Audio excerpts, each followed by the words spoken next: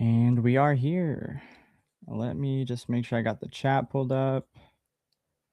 All right. That was a little rough. I meant for that transition to go through a lot better, but that's okay. That is okay. Welcome into the stream, everybody. Happy holidays. I'm dressed in my festive attire. I wanted to dress up like a Christmas tree, but my plans for that got messed up. So now we're here. I got my Art the Clown Christmas sweater on and my Santa hat. And yeah, I think I look good. All right. See who we have in the chat. I'm going to just say hello to everybody real quick, and then we will get Lito in here.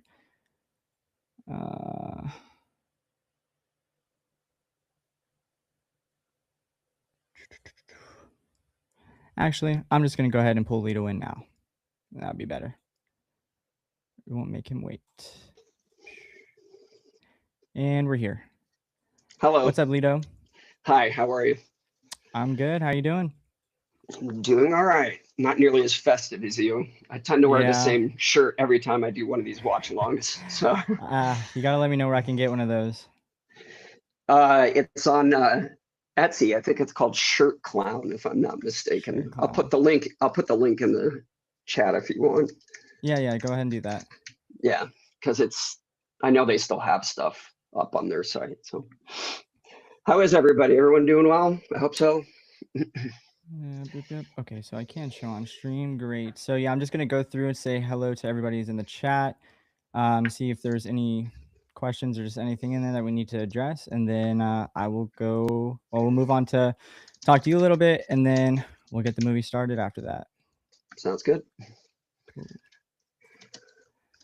What's going on, Mandy? Thank you so much for being here. Let's see. We got Steph in the chat. How are you doing, Stephanie? Lito's in there. I'm glad it went live because when I checked while the clip was playing in the beginning, I was not showing live on my YouTube page, so I was getting a little scared for a second. Oh. Next we got Erica. How are we doing, Erica? Thank you so much for being here. Yeah, thanks everyone for tuning in. Yeah. Screenshot that. Shout out to Erica, bro. Yeah, I'm glad you liked it, Mandy. I was hoping you guys would catch that. I just had to make sure everybody knew how much Erica loves the Hellraiser franchise, and it's her favorite. I just had to make sure I slipped that in there. Really? Erica, is that interesting? Have you seen the documentary that I scored? It's called Leviathan. It's all about the first 3 Hellraiser films, and I wrote the music for it. Oh, that's actually awesome. I didn't even know that. Well, actually, I knew because it's on your website, but I didn't realize there was a documentary. I'll have to link that to her and let her know so she can check it out. Yeah, I'm sure she'll enjoy it. If you're a Hellraiser fan, you'll enjoy it, and you'll probably enjoy the music because, as I said on Davey's stream, I'm friends with Christopher Young, and he wrote the scores for the first 2 films, and I went to him and I said, I need your blessing because I want to make this sound like you wrote it, even though I wrote it. So it very much is in the style of Chris Young. So if you're a Hellraiser fan, I think people will enjoy it. Well, I'll definitely have to check it out myself. I'm sure Erica will join me in watching it as well, though. She loves Hellraiser, so. I'm being set up all over the place, she says. Yeah. Let's see here. Unfortunately, what I'm using, every time someone writes a new chat, it scrolls to the bottom. So I keep having to scroll back up to see who else is in here. Oh, wow. So I'm just trying to make sure I don't miss anybody. Oh, can't miss him. Hello, Davey. Thank you for joining in on the stream. I see you said you couldn't work tonight, so fortunately you won't be making that money, but at least you're here for moral support. Canceled work, Davey? Yeah. I was supposed to work today and they canceled my shift because I guess there's some sort of union strike going on in California. So there's all kinds of chaos going on with Amazon. So, but it's just as well because I'm still fighting a cold. So, Gotcha. Well, then that's good. Yeah, that's the silver lining for sure. Yeah. It's your first time. We'll be gentle. Amazing. Love that. Thank you, Davey. Thank you. Yeah, we Lubrication, appreciate it. please. Oh my lord. Let's see. A lot of people here. This is Yes, everybody's showing out. very Hey, cold. Tia. Thanks for stopping in, Tia. Davey said the ladies are showing up for Lito. What's up, Ray? Thank you so much for being in the chat. I love the shirt. I don't know if she's talking about yours or mine, but Both. thanks. Both. There you go. Boom. We got Shoddy in here. What's up, Shoddy? Thank you so much for tuning in. I appreciate it. Lots of familiar faces here. Gotta love it. I don't think I'm ever gonna make it to the bottom of this chat. I'm 33 messages behind. I gotta scroll faster. Probably All not. right. People tend to chat quickly. Yeah, I'll scroll through as much as I can. We have Destiny. Howdy, Destiny. Thank you so much for tuning in.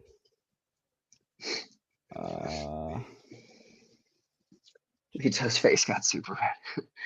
It's just the lighting. I promise you. No, I get a little bit embarrassed sometimes, but I try to remain as humble as I can.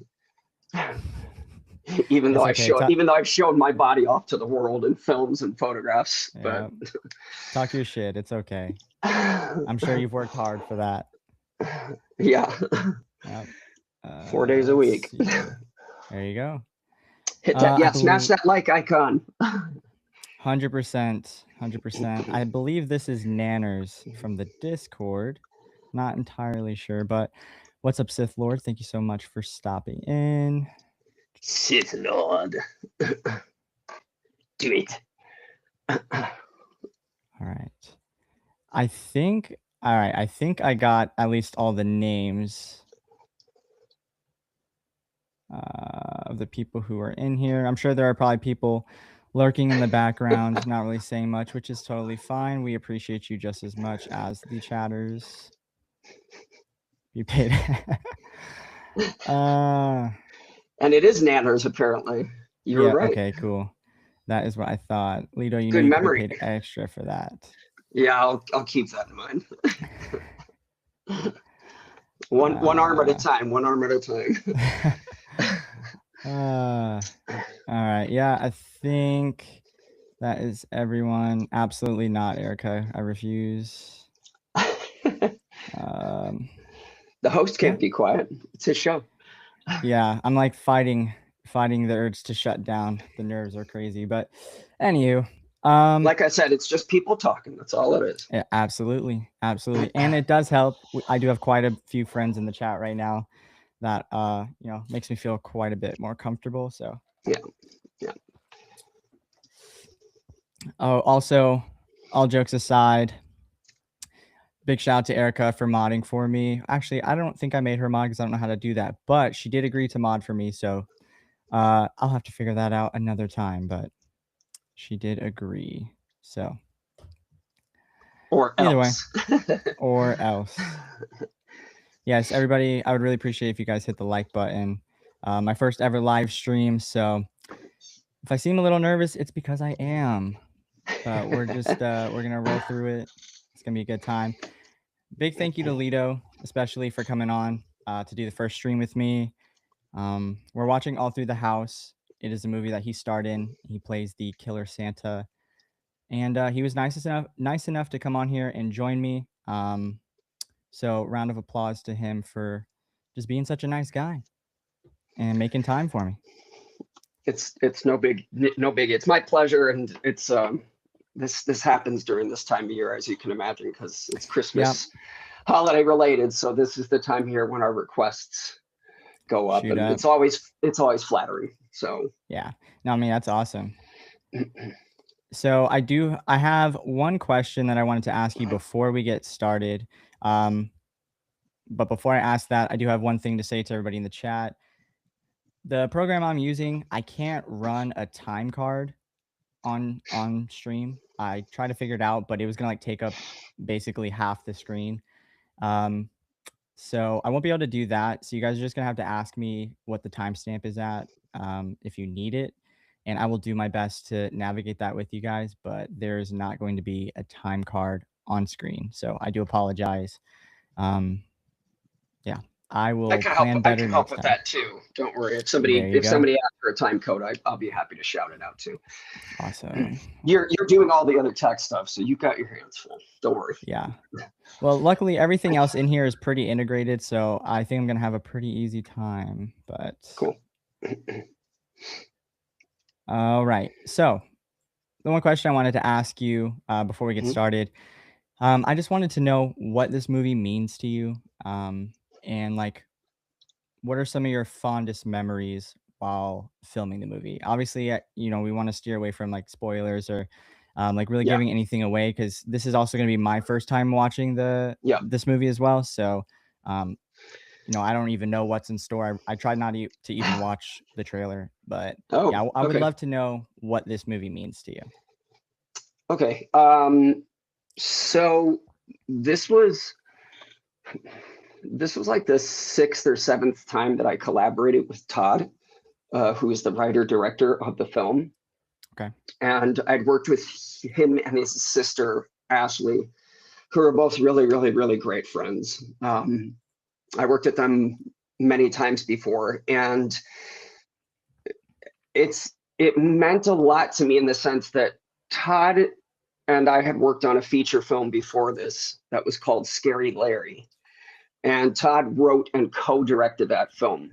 It never actually got released, but it was a feature film that we spent a really long time working on in some pretty, I'd say, unfavorable conditions weather-wise. We shot in the mountains of Big Bear, and it was during winter, and it Mm, was really cold outside. In fact, Ashley and another girl that's in this film, Kelsey, I'll point her out when she's on screen. She and Ashley had a fight scene in the snow, okay. and Kelsey was wearing a midriff top that was just below her breasts. So her, from the bottom of her breasts to just below her navel were exposed, and it was a tight little like yoga top. And she's wearing yoga pants, and her character's barefoot. Oh So she Lord. and Ashley are both, Ashley was wearing like a tank top, and I think jeans that had like those cut up holes in the knees and thighs and stuff. So they're both like really underdressed, and they're filming Yeah. this fight scene in Big Bear in the snow, and they're throwing each other into the snow and falling in the snow and flipping and just doing all these things. And like we did a lot of work on this film, and for reasons that I can't really speak on, the film never got released. Okay.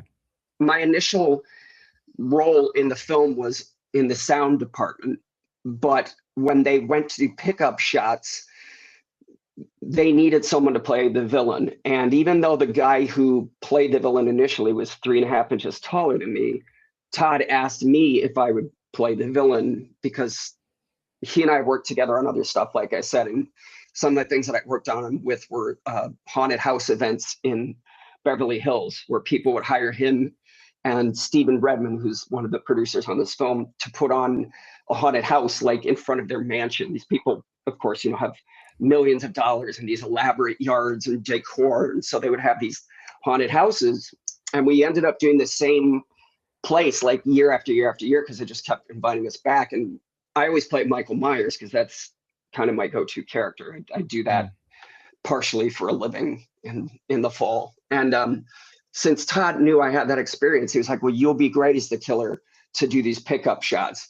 And once we finished the pickup of that film and it didn't get released, he started talking to me about this film, and he was like, "Would you be willing to come over and just look at some stuff?" And I was like, "Yeah, sure." So we got together and we talked a little about it, and he was like, "What do you think of this character and the vibe and everything?" And I was like, "It's cool. It's a cool concept. Like, I won't give anything away, but there's a story here. That's why I was telling you there mm, are points in the film where you're going to really have to kind of pay attention to the dialogue because there are narrative twists and turns." And mm-hmm. he said, "Well, what do you think about playing the villain?" And I was like, I would love that. I mean, like, I've been a horror fan since I was a little kid. You Mm, can see there's horror stuff all in the room behind yeah. me.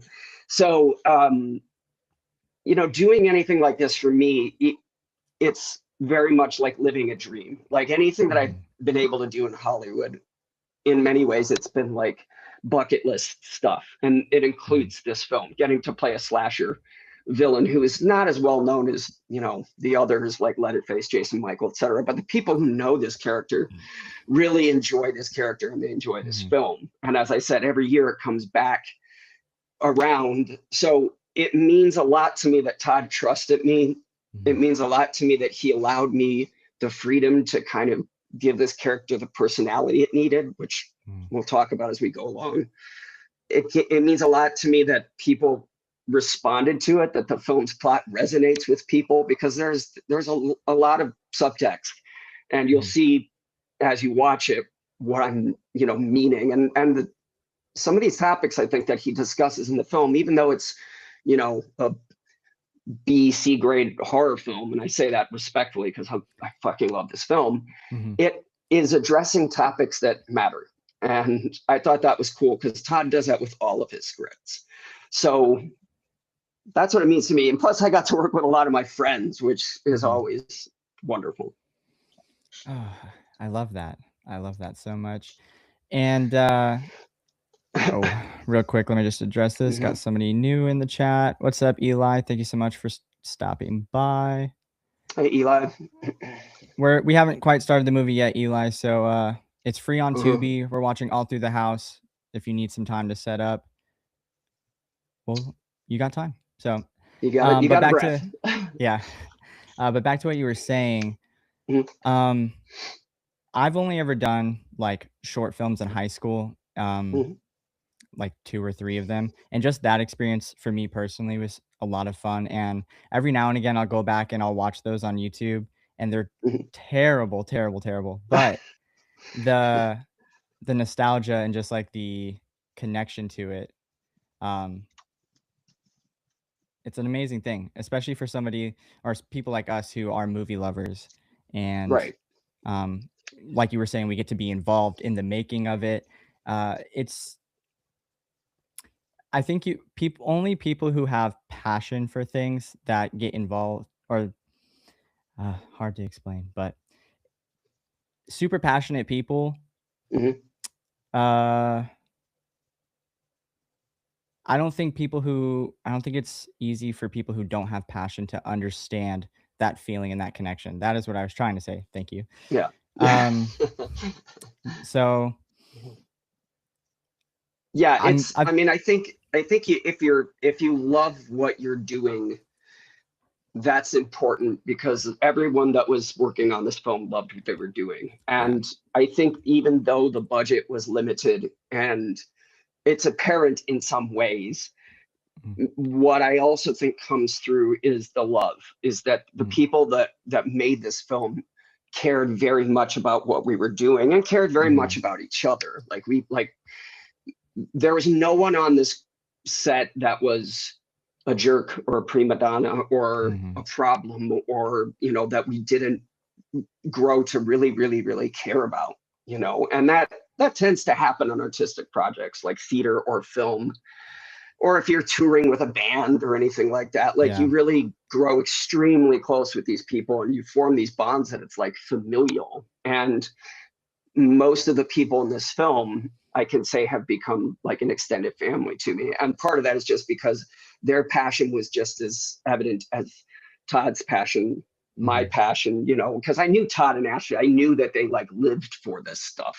yeah. So that wasn't a surprise. But to see all the other people bringing just everything they had and really going for it and giving all of themselves to the scenes, and no matter how hard it was to do things, because there are things that we did in this film that are like, when Todd would say, we're going to do this. And I was like, we are? Huh? Because, like, I don't know if that's Mhm, safe, but I did it and it was fine. But, you're like, well, cross your fingers, yeah, because things happen. But I wasn't ever really worried. It was yeah. more like, well, I hope I get this right, because on a film with a budget like this, you don't have 8 takes, you have maybe Mhm, 3 tops. gotcha. Yeah, and So this whole month, I've been watching Christmas themed horror movies and doing like daily reviews on TikTok for them, and Mm. that's the reason why I stumbled on this movie in the first place. Oh, cool. And the poster instantly caught my eye. The character design for the Santa Killer is what was most interesting and most unique in my opinion. And I'm basing that off of all of the Christmas horror movies and Santa slasher films and whatnot that I've been watching over this last month. It's got a very unique look to it. Mhm. Um, and I think it's important to say you kind of already touched on it, but I do want to preface before we get the movie started. For those of you in chat or anybody who's watching it on replay, this is, as you said, like a B C horror movie, right? And respectfully, of course.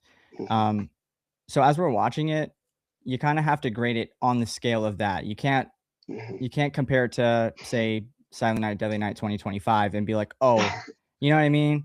Like, Yeah. so I just want that to be put into people's minds because uh, if you don't open yourself up to that, then you don't get like you don't give it a fair judgment. You know what I mean? So I think it's important for people to remind themselves that, as you said, working on a small budget, small tight Mhm. knit group of people getting it done, probably at a faster pace than larger budget movies have, and all of that. So Yeah.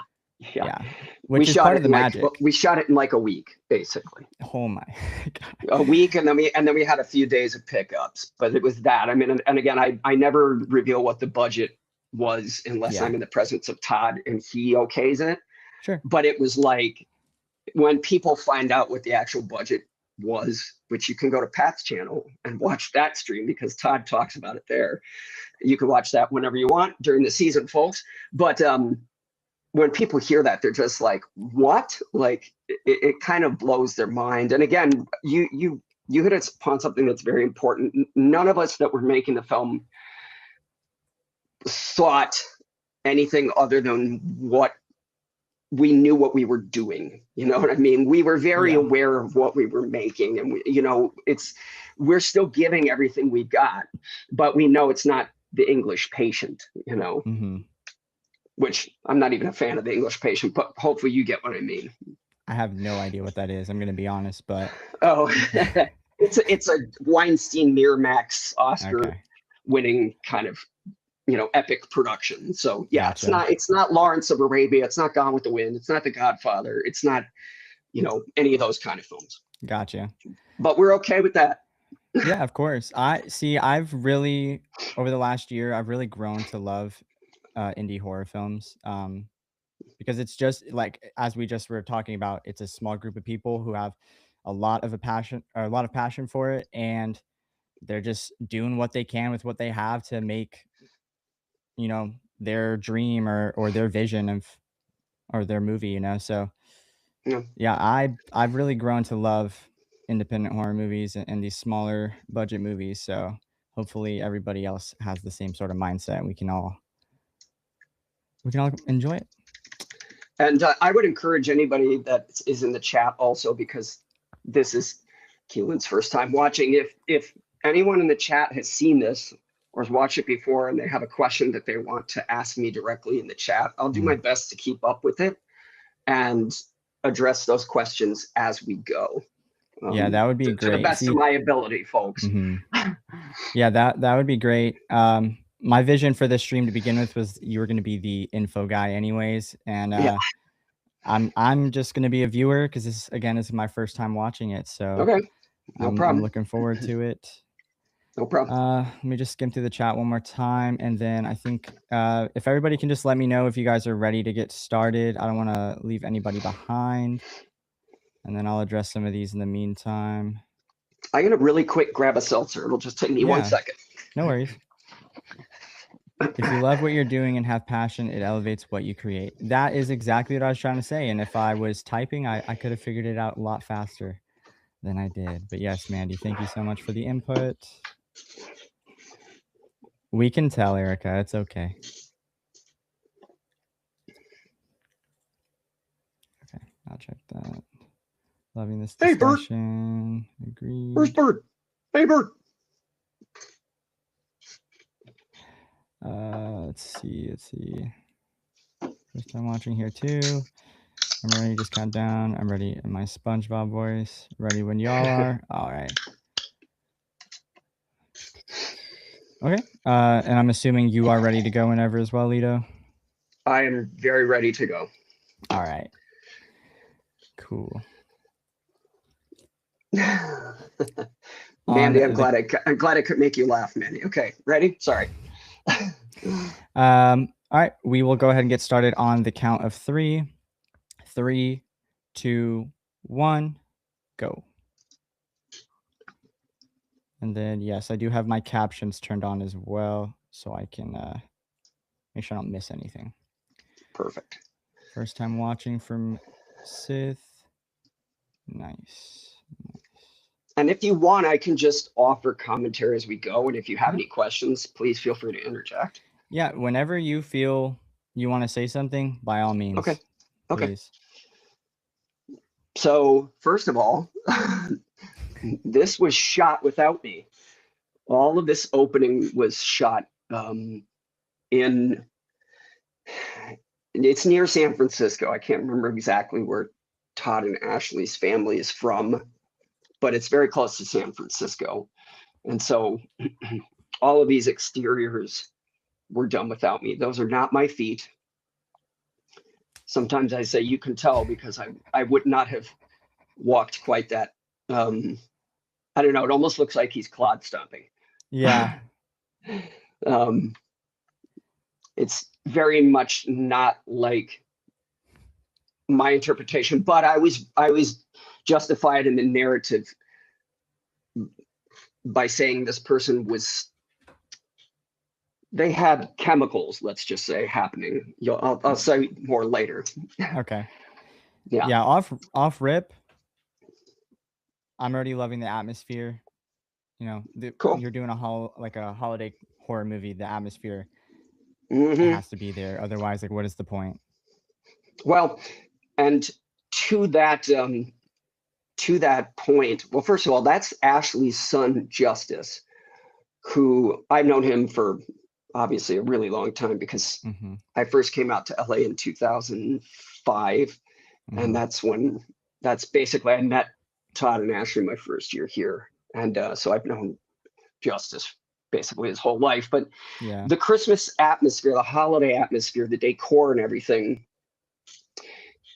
Todd spent so long gathering all these materials and all the decor and everything. And like, you will see this film has decor in just about every single shot you can imagine. It's kind of amazing. Like, there are people online that review the film and they're like, who the fuck puts that much Christmas decor up in their house? And it's like, well, maybe no one, but we really, like you said, we wanted it to feel very much all encompassing. Yeah. Like, this that is people beautiful. would never forget that this was a holiday film. And yeah, and plus the glow of the lights really adds to the atmosphere. It's one of the things that I love so much. Yeah, we started the movie, Davey. We're at 2:58 in the film, Davey.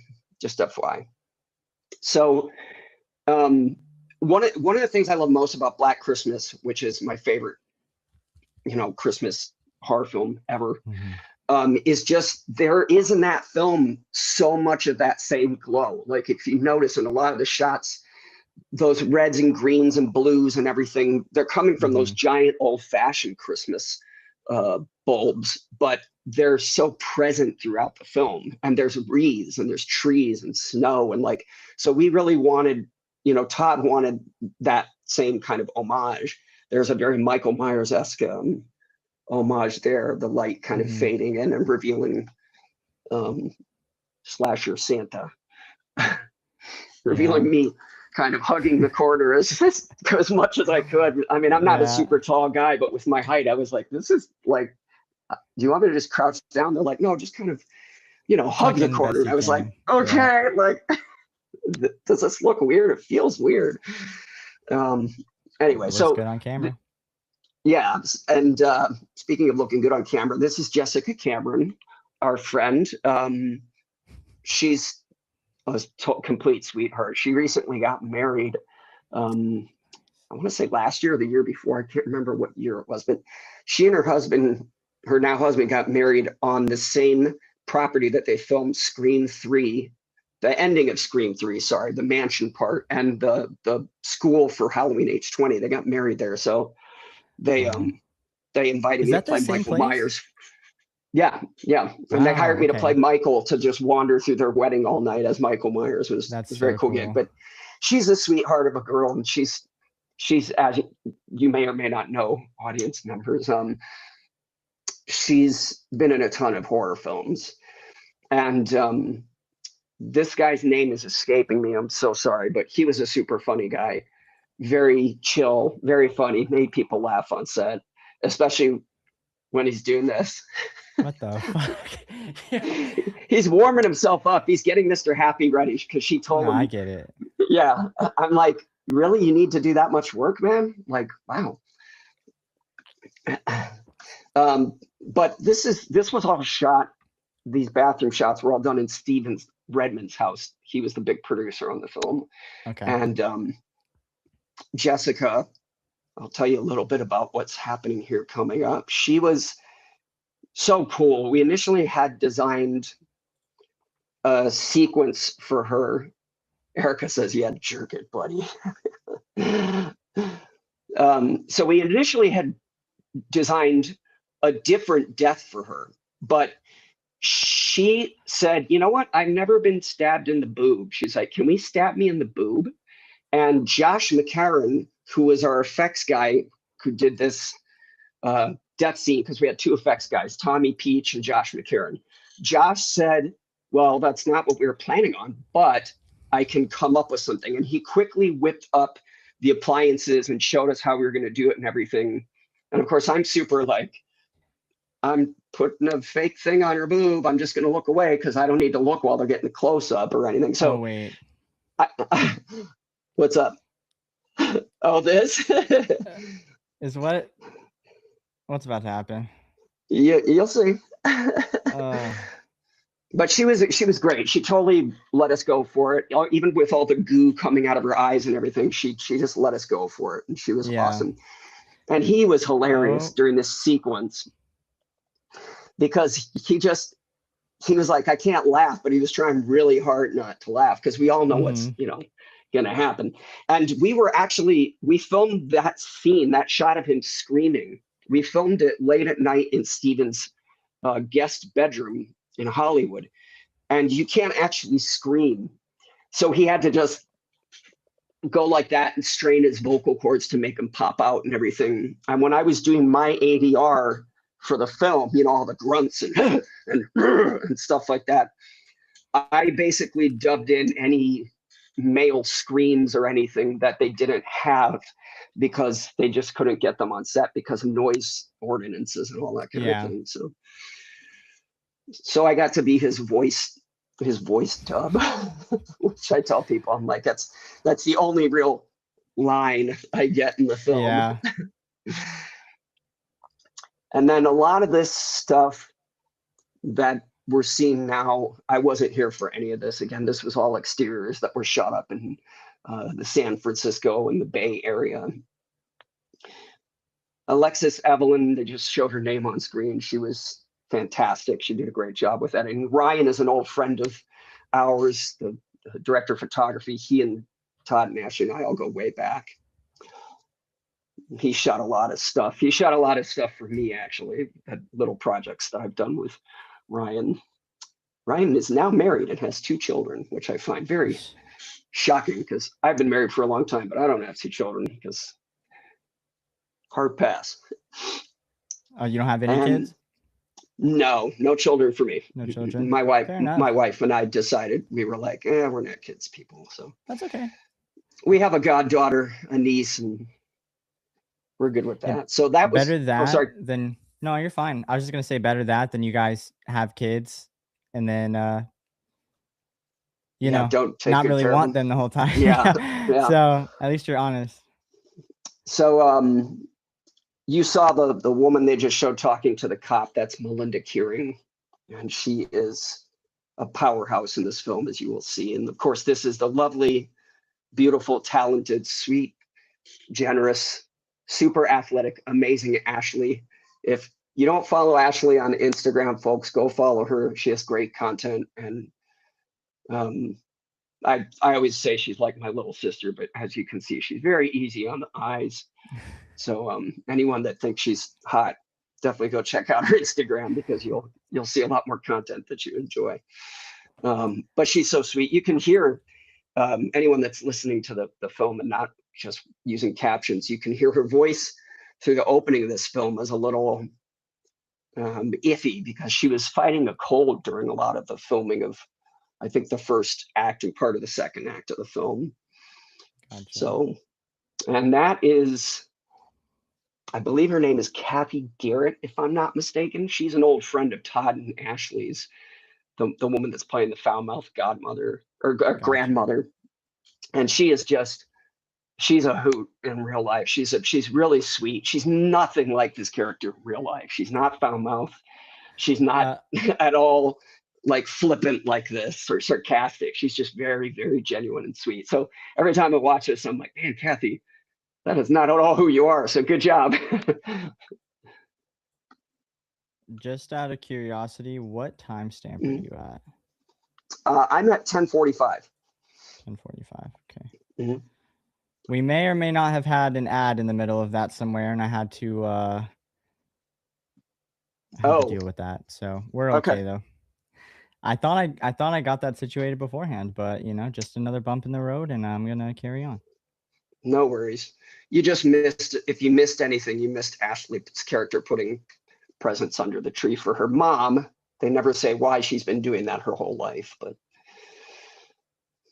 And this house that they're standing outside of is the house that we filmed at in Mammoth. This was it was a rental place, you know, that we rented out for the week. Well, that Todd rented out for the week. Todd and Steve took care of all of that stuff. I just showed up in my car and said, all right, what do I do? Yeah. But this neighborhood actually is, you drive through it and you're just like, these are people's like second houses. Like they don't stay here year round. They're incredible homes. They're huge and multi-story, and I'm sure the property taxes on them alone are more than I could afford. So we're laying the groundwork here. We're laying some background for the audience, you know, your typical horror movie exposition. Dialogue. See, there's some people in the chat, they don't like exposition. They like to complain about exposition. I love really? it. I love a good story building. Yeah, there's some haters out there. I'll tell you. Interesting. Yeah, well, this film has a decent amount of exposition, folks, because like I said, there's a story going on here. If anybody gets confused, just ask me, and I'll try and sum it up as quickly as I can. But you could see, even look at the background there with the snowflake lights in the window and the glowing lights in the edge of the frame, and it's just insane. Just curious, does anybody know if I play it on Prime, are there still going to be ads on Prime? I don't know, actually. I'm sorry. Why, are you getting more ads? I just don't. I'm trying to switch over, so I don't miss anything, and I don't want to do the ads. I thought there's a way to get through ads on Tubi, but I did it and it still didn't work. So those bastards. Just just trying. Are you still watching? Do you want me to tell I'm you still. No, 100%. I'm still watching. Okay. I'm gonna wait and see if somebody in the chat can tell me if they know if there'll be ads or not. But I love ads on Prime. The killer look. Yeah, the killer look, the mask. I love that. Yeah. So interesting thing about this sequence, I filmed. I did the chopping and the stuff, but you can see we're never in frame together because we were never in the same location. They filmed Tamara, the woman who got murdered. They filmed her shots up in the Bay Area completely without me. So I was just doing it blindly and faking it. And this is the inside of that cabin at Mammoth. I love telling this story. So this mannequin that she's talking to, it was set up in the hallway when I first got to the location. And the bathroom is down the hallway past that mannequin. And when I first got there, the bathroom on that floor, because there's bathrooms on the other floors. And when I first got there, I was walking towards the bathroom, but I didn't know that mannequin was there. And I started to turn, like, kind of go like this to the bathroom. I saw it and I like fucking jumped so hard. I was just like, what the shit? And Todd was like, oh, that's great that that worked, because, you know, we want it to be really creepy, because there's this scene where she's, you know, talking to the mannequin, and then that's me under the mannequin stuff. So for that whole scene that Melinda's talking to the mannequin, I was standing there as still as could be, pretending to be, you know, the mannequin, so I could jump out and do that scare. So Erica's telling you, Keelan, check your DMs. Maybe she's got advice for you or something. I'm trying about to like triple task right now. This is I know. The host has work to do. Yeah. Yeah, this man, Mrs. Garrett, she's got some issues going on here, folks. She's talking to dummies. She's doing all kinds of weird shit.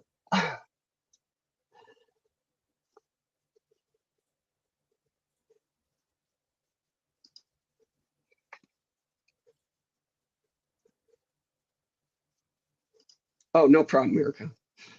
So these shots, the mall shots, this was all, and I'll readily admit this is all stolen guerrilla style footage. This is actually the Westfield Mall in Century City. And it is a beautiful, like, outdoor based mall. The stores all face the, you know, exterior, the walking plazas and everything. So they shot all that stuff there. And then all of this stuff is all guerrilla style. Like Ryan and Todd and the actors. I wasn't there, obviously, I didn't need to be there. But they all basically just showed up, got whatever shots they could, and then hauled ass. And we're supposed to always say, don't try that at home, folks. Don't do what we did, because you're not supposed to do that for obvious reasons. But yeah.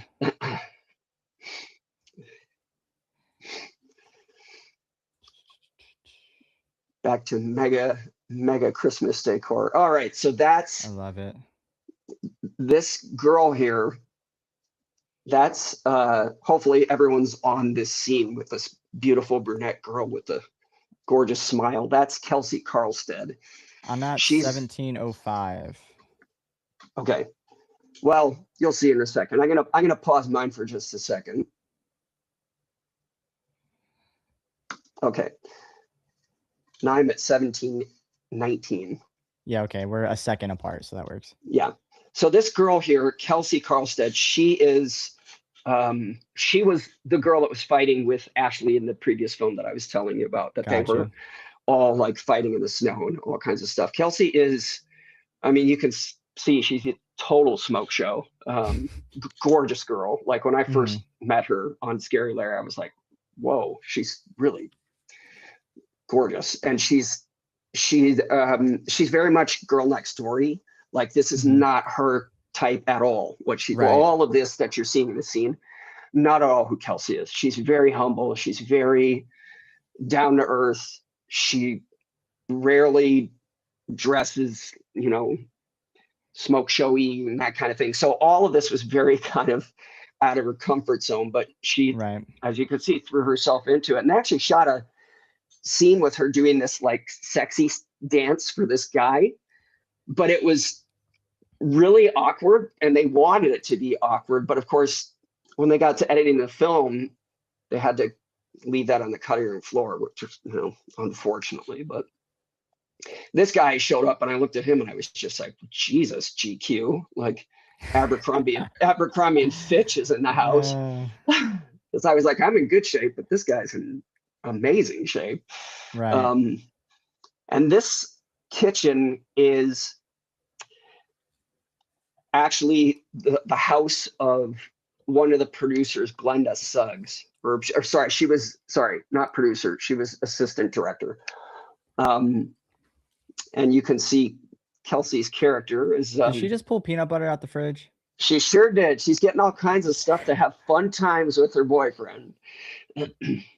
Am I the only one who doesn't keep peanut butter in the fridge? Is that a normal thing? I don't keep, unless it's Okay, natural peanut butter. I only keep gotcha. natural peanut butter in the fridge. So this is Ooh. great. This scene, you can't see it obviously because movie magic, but I'm facing Kelsey and I'm holding the shears up to her chin, and she's got that piece stuck out of the top of her head, and there was this geyser of blood shooting up that they're pumping. They're crouched on the floor and they're pumping this blood. And Todd just kept saying, keep filming, more blood, keep filming, more blood. By the time we were done, that kitchen looked like The Shining. And I felt so bad because Kelsey had to like sit there and pretend to be dying and being very serious. And I'm Yeah, looking away because I'm trying so hard not to laugh because it's just raining down my face and going into my mouth and my eyes. And like I'm wearing a trash bag over the Santa suit because we needed to be able to see the arms, but we didn't want to trash the white parts of the suit. right. And the gloves, obviously, we could replace, because those gloves are a dime a dozen. So Yeah. I love that this guy thinks that it's still his girlfriend. It's like, Yeah, really, come on dude, you now. can't tell that this guy's a little bit taller. I want the teddy bear on a trike, says Mandy. Yeah, I found that very creepy. See, like, what people need to understand is if you're making a low budget horror movie, your killer, you got to get the killer right. If you don't get the killer right and you don't get the kills right, you got nothing, because like I can accept everything else, like, for, oh, not another PP. Oh my God. Yeah, and we trashed Glenda's bedroom too, as you can see. Oh my Lord. I love that edit. That's a great match cut. It is so tawdry. I'm gonna address the chat real quick. I have not said anything in a Yeah, minute. go for it. Before you fly says the nipple hurt me. You Yes, mean the nipple in the yes. shower? Yeah, that Yeah. was tough. It hurt me too. That that is my sister. Howdy, Nisa. Thank you for Oh, carving some time out of your day to be here. hi, sister. My dad also was in here earlier. I don't know if he's still in here, but I Hi, forgot Dad. to address it. Yeah. Sham. I don't know. His message was way up there and it's scrolling back down. But my dad is also here as well. This is great. If everybody's at the same point in the film, it's about 21:55. This I told them when I watched this film the first time, I was like, I have no idea how they did this because I know that that's obviously Ashley in the dress, but then this part, I'm like, did you just like match the shot and then blend it in and out? Like which I'm guessing they must have. But when I first saw it, I was just like, that is such a fucking cool effect. Like, because obviously I haven't seen the finished cut. So I'm Mm-hmm. just watching it for the first time like everybody else. And I was just like, oh, I love that. Like, and there's little things like this in this film that Todd does that like, and little movements, like even in this scene, there's little motion from the camera and stuff. Like they really tried as hard as they could to make this film look like the budget was 20 times more than it was. And if, Yeah. like I said, if you know what the budget is, you will believe that because there's no way that anybody would guess that the budget was as low as it is. I love their dinner of like those are all like little Debbie snacks and crackers and like cinnamon rolls and it's all like shit that we had on the crafty table that we Yeah. like chow down between takes to get a sugar rush to get our energy going. Hello, everyone. Cool. Yep. My dad is still in the chat. Everybody seems to be having a good time. Nice. Yeah, this is it definitely doesn't look, I know we talked about it being like a C or B C horror movie, but like this is like good so far. I'm actually really happy that I'm enjoying it as much as I am because I was a little nervous that we were gonna get on here and I was like, you never know what you're gonna get. It could Mm-hmm. be but I can honestly say so far I am enjoying this. It looks good. All of the actors have been really good. So yeah. Well, I'm glad you feel that way. Yeah, I mean, Yeah. I like you. I've been going through my streaming services, and I own. Well, my wife and I own every streaming service that we can because obviously because of my industry. Yeah. So I've been going through for the past 3 weeks and finding as many horror films as I can that are holiday related. And I've seen a few recently that I'd never seen before that I'm really glad that I watched. Like Mhm. Christmas Evil, I watched that for the first Yeah. time. Better Watch Same. Out, I just watched for the first time. Mhm. Um, Super some other good. one I can't remember that I was like, eh. But the reason I say this is because I know exactly what you mean. Like I would watch previews of certain films and I won't say any names, but they literally look almost like they were filmed on a Betamax camcorder or something. And it's kind Mhm. of like you can tell that the camera is not this kind of camera. Like this Mhm. this was an expensive, 35 millimeter Sony camera that filmed video as well. And it filmed it in high def. And they put money in the right places as much as they could. So Real quick, yeah, just because yeah. I the ad thing happened, I missed a bit of context. Who is this woman in relation to the three girls? Oh, yeah, yeah, no problem. So this woman, Mrs. Garrett, is just the neighbor that lives down the street. Okay. She knew these three girls when they were growing up. Okay. And this woman, Mrs. Garrett, had a daughter that that went missing that was the same age as these girls. So they all kind of take pity on her because, as you can see, after she lost her daughter, she kind of Just going off the lost deep end a it. little bit. Yeah, Yeah, she kind of lost it. totally. So um, Ashley's character, excuse me, she's very much urging her friends to like, come on, we've got to help her out. Take pity on her. She's had a rough life. Like she's asking us to help decorate her home. We should do it because it's the right thing to do. Be a good neighbor, all that stuff. So that's why they're there because Mrs. Garrett asked for help decorating the house. So they're there to help her decorate the Okay. house. Yeah, that's the only piece that I wasn't quite understanding. So that makes a lot Gotcha. more sense now. Yeah, gotcha. And Mm, I'm going on IMDb because I keep saying so and so's character, so and so's character, because yeah. I know them as actors and friends. And so I'm used to addressing them as, Melinda, Ashley, Hmm. Jennifer, and all the. So it's hard for me to remember all the character names too, because I never uttered the character names, obviously. Yeah. See, we got Mandy here. She's saying this is so much better than a lot of movies we watched lately because we watch a lot of movies in the Discord, especially lately with the Christmas horror. And Gotcha. yeah, there's been some rough ones. Well, I'm thankful to anyone that is enjoying this film and thinks it's Yeah. better than they anticipated. So, and this is all flashback stuff to when Jamie was Hmm. a child looking out the window, but Mrs. Garrett would not let Jamie go out. They don't want to play with you. They're naughty children and all this stuff. But she didn't actually do that, as you can see, for Jamie's protection. It was more because she was already a little, you know. Um, Mandy says, Mrs. Garrett, Lito, do you know if that is any play on facts of life, Mrs. Garrett? I asked Todd the same thing, and he kind of, if I'm not mistaken, his response was, well, yeah. So I'm I'm pretty sure, he and I growing up, part of that generation, because I always tell people I'm a lot older than I look. Um, he puts in little nods to all kinds of things, and he and I on Scary Larry, that film that never got released, we had so many Friday the 13th homages. It was Hmm. it was not even funny. But yeah.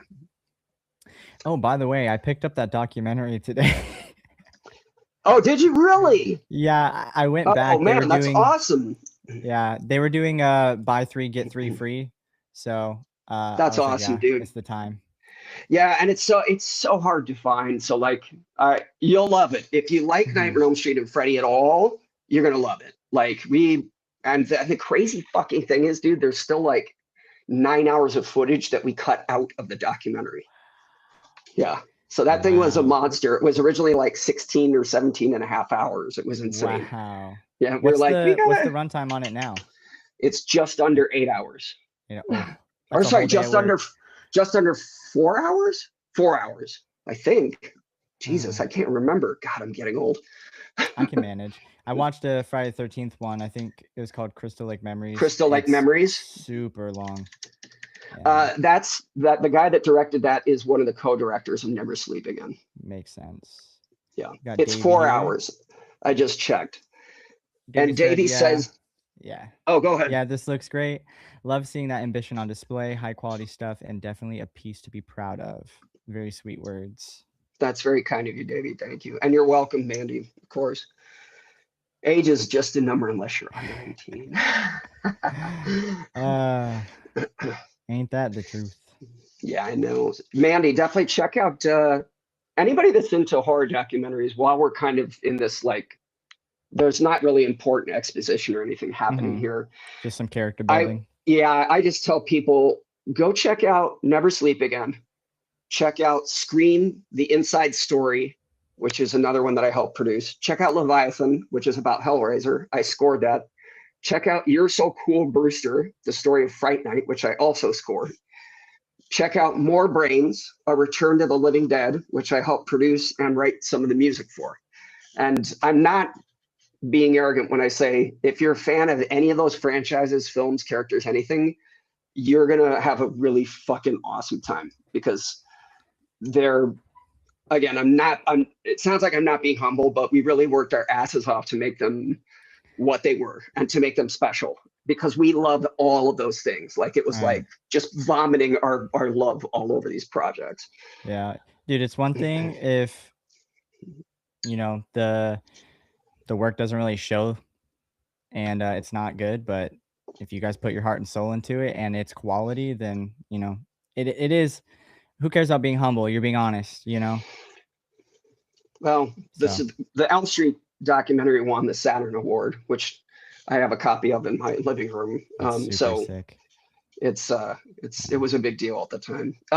So they're all talking here, as everyone can see, about what happened to Jamie. Like, does anybody know what actually happened to Jamie? And some of the kids in the neighborhood think she was kidnapped by, like, the grabber, let's say. Yeah. Some people think she was taken by Krampus. But this house and Mrs. Garrett and Jamie Garrett and more to come, you'll see, have become kind of the stuff in neighborhood lore, almost like Camp Okay. Crystal Lake, almost like the Myers house. Very Gotcha. much what Todd was going for. Mm-hmm. And again, as you can see, I said this in the other stream, there's just so much fucking eye candy in this film. Like both Gia and Sarah, Natalie and Danica are both stunning. I mean, like, again, both gorgeous girls. This is Jennifer Wenger, who she goes by, I think, J Wonder sometimes on social media. She's actually married to Casper Van Dien, and they're good friends with Ashley, so we all kind of know each other. And good Lord, cleavage. Sorry. I love you, honey. Um, but this is actually Ashley's bedroom in Todd's apartment in Hollywood, North Hollywood. And this bed that she is on is not actually a real bed. And now you're going to see why it's not actually a real bed. Someone's, before you fly, says they're getting an Ads. ad break. Yeah. So Yeah, unfortunately, there are ads. what I did was I went on Prime, and then if you skip to the middle where there's ads, and then you skip to the end where there's ads, and you just let them play through. It's like 8 minutes, but you skip through all of that, and then you run it all the way back, and there's no ads after that. Yeah. Yeah, and that's what I meant to do on Tubi, but I mixed Tubi and Prime together, and that's why it didn't work. Yeah, so I was under the bed sticking the shears up, and we had to, I believe, take the screw out of the shears, so it was just one, because it's really hard to open them up and do that without, the other one would have poked through as well. So that was me doing all this terrorizing of poor Jenny, because she's another one in real life. She's such a sweet girl. But she and Ashley are very much alike in the sense that they're both, well, my wife is actually the same way. They're both powerhouse women. They're all three are powerhouse women. She is very strong. I had to pull her under this bed, and she was fighting her ass off on the first take. And they were like, okay, we're going to need to do that again. So I gently told her as sweetly as I could. I was like, Jenny, you're a badass and you're really strong. I'm laying on the ground under bed and I have zero leverage and I'm not that big and I'm Yeah. muscular, but like I had lost almost 15 pounds of muscle for this role, which I'll explain later why. Okay. And so I was a lot, thinner armed, and I Hmm. just didn't have the bulk that I have now. So I had to tell anytime there's a scene where I'm carrying someone or yanking someone, I had to tell these people like, I love that you're fighting. That's awesome. It's so real. Fight, but dial the Tone actual it effort down. down a little because Yeah. like I am not actually Jason Voorhees. I can't grab people with Yeah. one arm and pull them under a car. Like Yeah. That is so funny. Dude, even the details of like the shower curtains, everything is mhm. just drenched in Christmas. I love it. Where And are we at here? we are at 3552. 3511. Yes, there you go. Oh well, Mandy's at 3450. Sorry. Well, Well, maybe it's just the chat, but anyway. So this is damn it, I had her name a second ago and I dropped it. Oh, Joanna Ray. This is Joanna Ray. She was a friend of all of ours, and also you can see eye candy, especially with the it's everywhere. the boobs all flopping around just out in the open. Oh, this is great. Oh, what? That is crazy. What? Just the fact, well, that's obviously a prosthetic body, I'm assuming, but the way it like panned upward from the stomach to her and it's Uh-huh. her real head, you know what I mean? Like Yep. And that was and wild. I had to actually punch through this door, folks. I That was actually me using actual garden shears, slamming them through the door because, and again, it was a one take thing. Both of those hits, I had one shot to do it. And I remember thinking, I really hope I don't fuck this up because again, I'm strong, but I don't know if I'm that strong. But thankfully, it went all right. But there's a little continuity error if you'll notice there. I won't say what it is, but if you go back to that scene and watch it over again, you'll notice there's a little bit of a continuity thing, but I won't give it away. I'll have to take note. 36. Okay. Yeah, I'll have to go back and check. These girls want to get drunk. Like all youngsters, these girls just want to get hammered.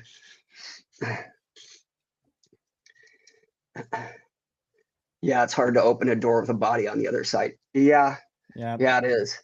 But that was actually the easiest part was pushing the door open. Getting the shears through the door, that was tough. How many And times when I did was it take you to get that to happen? I only had one take. I did it Oh, on the one first take. take both Gotcha. Yeah. times. And when I did it was very much like when I was done, my hands felt like, like if you punch a wall, they were kind of like the nerves were all kind of like Like when you hit reverberating. you take a baseball bat and hit something really solid with it, it Yes, makes your same hands exact all, thing. My yeah. hands were all kind of tingling. And I was like, oh, geez, I got to go sit for a second. So this is again back to the Mammoth house. We were no longer in Todd's apartment, and that was her climbing up the stairs to the loft in the Mammoth cabin. And this now is someone's garage. The attic is actually a garage. I love the This was movie magic. yeah, this was Glenda's garage in. She lives in Hollywood proper, if I'm not mistaken. Now we're getting a little more exposition. What'd she find? What'd she find? Thinking. She's concentrating. Oh fuck. Wait, that's What? so that's the that was the mannequin that the lady was talking to like in place of her daughter, right? Yes. Yeah. Yeah. And she took the dress off of it. Gia took the dress off of it, which, as Mm, you can imagine, might yeah. not be the best idea. But it also in again, I'm gonna just come right out and say it. If you're working on the film, the reason that we want Natalie, the actress, in this dress is because she looks amazing in the dress. I mean, she had a fabulous body, and it was a low cut dress, and I mean, that's Hollywood. It's part Yeah, of that is true. the Sex formula. sells. People That's what they say. people want to see big boobs and blood, and Is you that know, Southern Comfort? it sure is. Oh my God. I've drank in Southern Comfort one time Uh, and I threw my brains up, and that was it. ugh.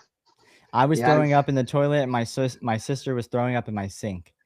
Oh, Yeah, I am very sorry to hear that. never again. Yeah, yeah.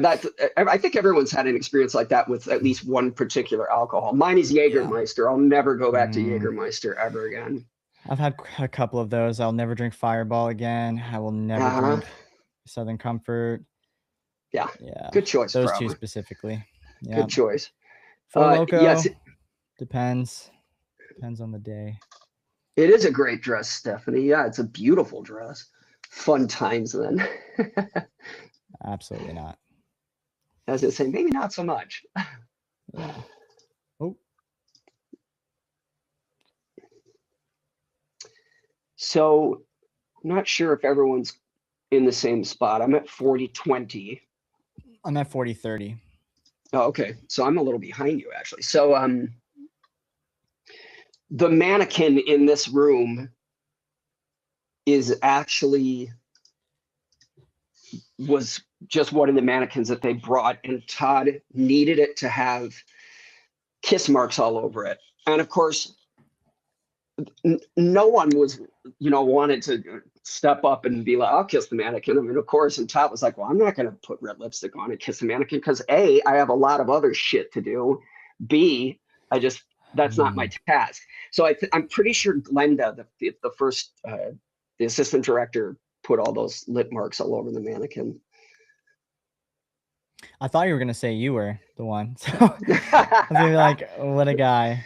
No, it was done before I got there actually. But I mean, honestly, I would have been like, that's fine. I don't give a shit. Like I've worn makeup so many times for so many different roles. I mean, I play the Joker as part of my cosplay that I do regularly. One of the characters I do regularly is various incarnations of the Joker. Mark Hamill, Jared Leto, Heath Ledger. I've never done Jack, but I gotta wait until I get older and a little more portly to do Jack Nicholson, because I always try to do characters that I can pull off physically. I've never played Hockey Mask Jason because I just don't have the build for it. Yeah, I've always wanted to dress up as Michael for Halloween, but I'm 5'4", so it's just not in the book. It's just not in the cards for me, It's just not. But I've done Chucky and I've done Sam from Trick or Treat. Oh my God, I love Sam. I do Billy the One Puppet. Of my favorites. Yeah. Nice. My wife did Billy the Puppet one year. She did an amazing makeup. Actually, ironically, I did Jason this year, but my girlfriend was Freddy, and I wore boots, so I was a little bit taller.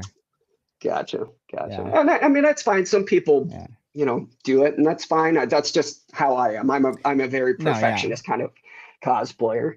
That's the reason why I typically won't. But we picked Freddy versus Jason as our theme this year, so it turned out that. So hopefully everyone caught the exposition. I realize I just steamrolled right over it. That Rachel's character found a photograph of her mother and Mrs. Garrett together in nursing school. And Mrs. Garrett always claimed that she didn't really know Rachel's mother. And also, for the record, none of this is me. All of this was, again, filmed up at the Bay. So this version of Jamie is not me. But I do love this shot. Very ET-esque. If people have caught up and they see the wheelchair. Now you just saw the wheelchair. What? You just saw it, didn't hilarious. That is hilarious. Yeah, they had to get rid of the grandma somehow because she knew the truth. Yeah, she knows the truth about. I'm gonna address this real quick because I've tried to 3 times. So before it goes past, what were you drinking for your birthday, Keelan? I at first we were. Oh no, I drank Bacardi, and then I drank pineapple Bacardi after that. But yeah, Bacardi, usually not something I drink. I usually would go for vodka or tequila, but it wasn't too bad. That's not too bad. It left me forgetting how the night ended. So Yes, you can see this as an equal opportunity killer. He killed Sugar Balls, the dog, earlier in the film, and then he just killed the cat. that's how we like them. I mean, we try to keep it, you know, we try and keep it equal. And you can see that things are getting a little too sketchy for Rachel. She wants to go Yeah. back to Granny's house and get some more information because she's discovering that things are a little more, let's say, concealed than she thought. Too Don't late. fuck don't fuck with cats. Oh, by the way, Lito, on Hmm. Sunday I'm doing Hmm. another watch party on a somebody else's channel for Black Christmas. So Oh, it's at cool. 8 o'clock as well. So if you have time and you want to pop in, we'll be doing that. I can send you the It's link to it. 8 o'clock Eastern. Yeah, 8 o'clock Eastern. Yeah, send me the link for sure. Sure. Yeah, I got you. Please. That's in my Thanks. top 5 favorite horror movies of all time, not just horror, but It's a I phenomenal love that horror movie. film. Yeah. Phenomenal. I just saw that in Silent Night, Deadly Night on the big screen, a double feature at the New Bev this past Tuesday. They do it every year. They do Mm, an annual screening of both of them back to back, and it's so good. they do that at this place called Plaza Theater. It's in Atlanta. They do that every year as well, but it's in a really, really terrible area, and I just don't feel I bothered. I don't want to be bothered, you know? I respect that. I respect Yeah, that. The New Bev is thankfully in a very, very, very safe neighborhood. I It's wish. Tarantino's theater, so you know Oh, okay, okay. he's going to put that in a nice spot. So here comes What did I is it do? How did I get banned from my Sarah? own stream?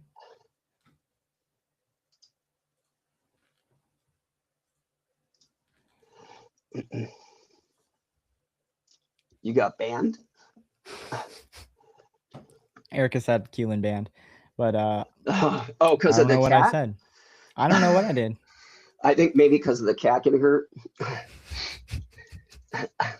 Erica, you'll have to explain what's happening while you're banning him. So all of this stuff outside, by the way, this kind of cat and mouse stuff with Sarah, who is Danica's Yeah.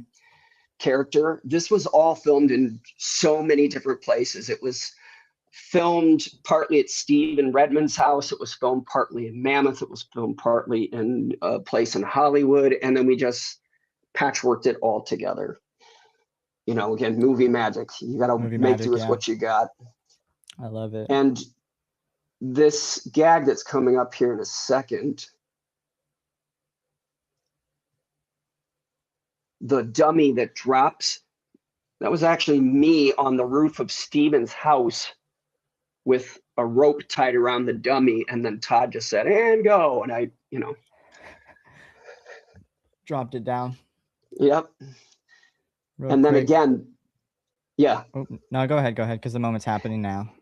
I was going to say this is all patchwork filming. Part of it is in Steven's backyard, and a bunch of this is in Mammoth. So these shots of me grabbing the shears and us fighting and her slamming me in the face with the shovel, that's all Steven's backyard.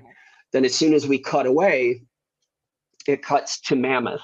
And again, this was all just choreographed and done on the fly. That's why you can see there's a lot of shaky cam. We didn't want to linger on things too long because we had to really just kind of sell it in the moment. Mm-hmm. And initially, this chase sequence was a little bit longer, but of course, stuff gets cut for time because you can see he's Mm-hmm. looking around for it like he got kind of confused because initially she runs away and then runs back. Okay.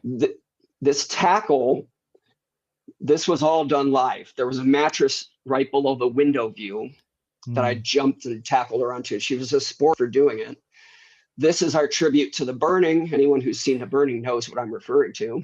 I have never seen it, but obviously I know the shears are iconic. So I was gonna say I figured the shears in general was like an homage to it.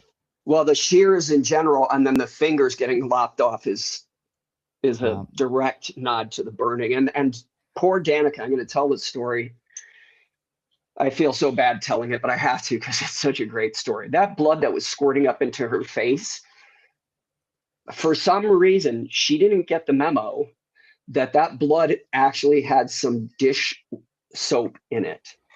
So when it went up into her face and she was in the moment acting, she got it in her eyes and her mouth partly, but she kept acting. But afterwards, she was like, "Oh my God, it burns and it tastes horrible." And we were like, "Why?" Like, because some of us had no idea why, and then we found Yeah. out why, and we were like, "Oh my God, that probably should have. The makeup guy probably should have communicated." But again, you're in such a hurry and things happen, and of course the makeup artist, who I won't name the name, they felt terrible. Yeah. And they were incredibly sweet and so kind and great at what they did. It's just, just one of those things that happens on set. And poor Danica was wrapped after that. She was not exceptionally angry, but you could tell she was a little, miffed. Yeah, understandably so. Rightfully so. Yeah, Yeah, yeah. rightfully so. But real quick, Lito, Mhm. how do you feel about Hellraiser 2022? Oh, I have mixed feelings on it. I like that it's more, I would say that it's a little more faithful to the book in terms of the adaptation of the Hell Yeah. Priestess Mm-hmm. in the androgynous sense.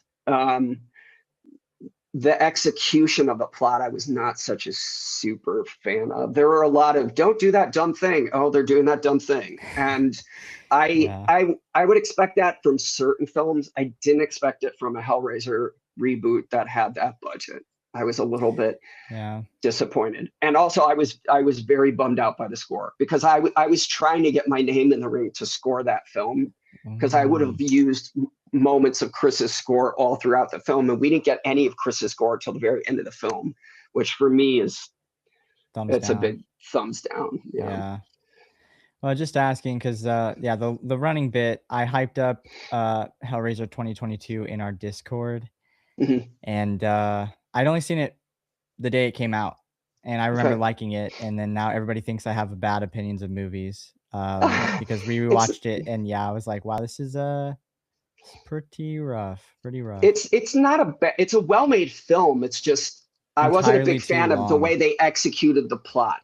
It's Mm, just that's what I had issues with. But the production design and everything, and the photography and the makeup, hmm and I thought that was all great. Yeah, And I like the then cast.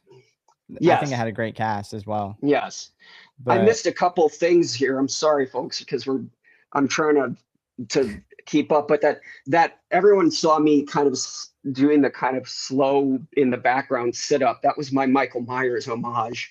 And one of the things that's great about this scene with um, Gia, who's Natalie, she was one of the sweetest people on the set. She was incredibly kind and soft spoken and just a real sweet girl.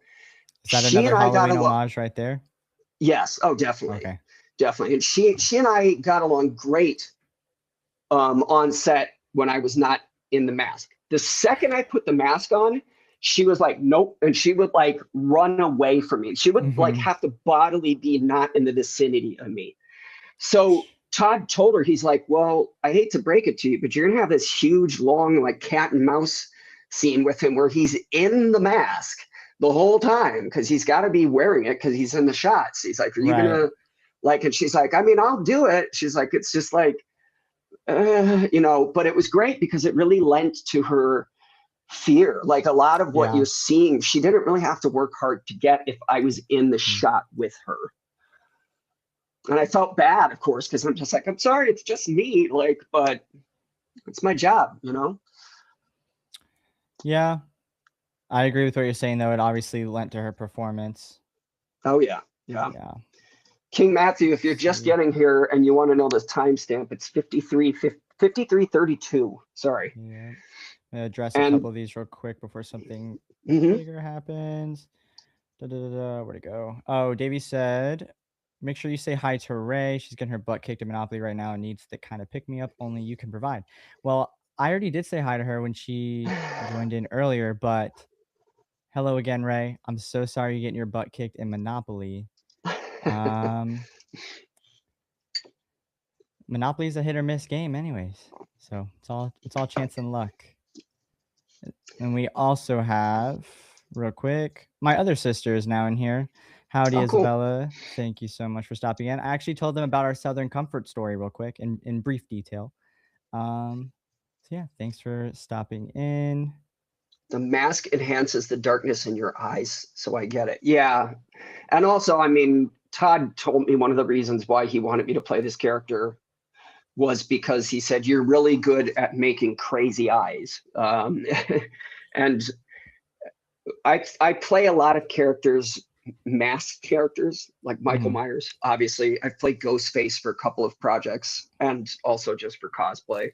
I've done a lot of prosthetic makeup where I haven't had dialogue and I've just kind of had to emote. And a lot of that comes from my classical training as an actor because I studied theater before I did film and TV work. Nice. And one of the courses I took was called Greek mask acting. And the masks are very similar to that, in fact. There's almost silverish gray, and you have to emote everything through your eyes and your body language.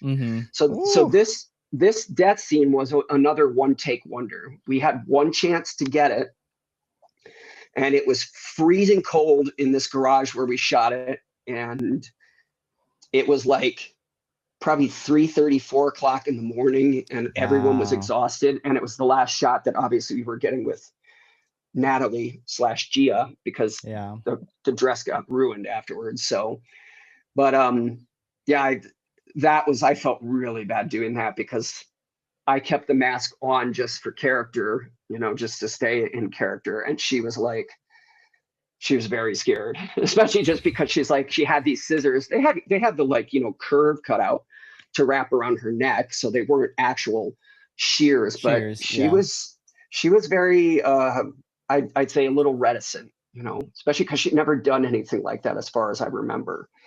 And every time one of an actor in any film is doing a death sequence, even if they're excited, there's that that just a tad bit of, I'm a little nervous. I hope everything goes as planned, especially squibs or anything that has a tube or,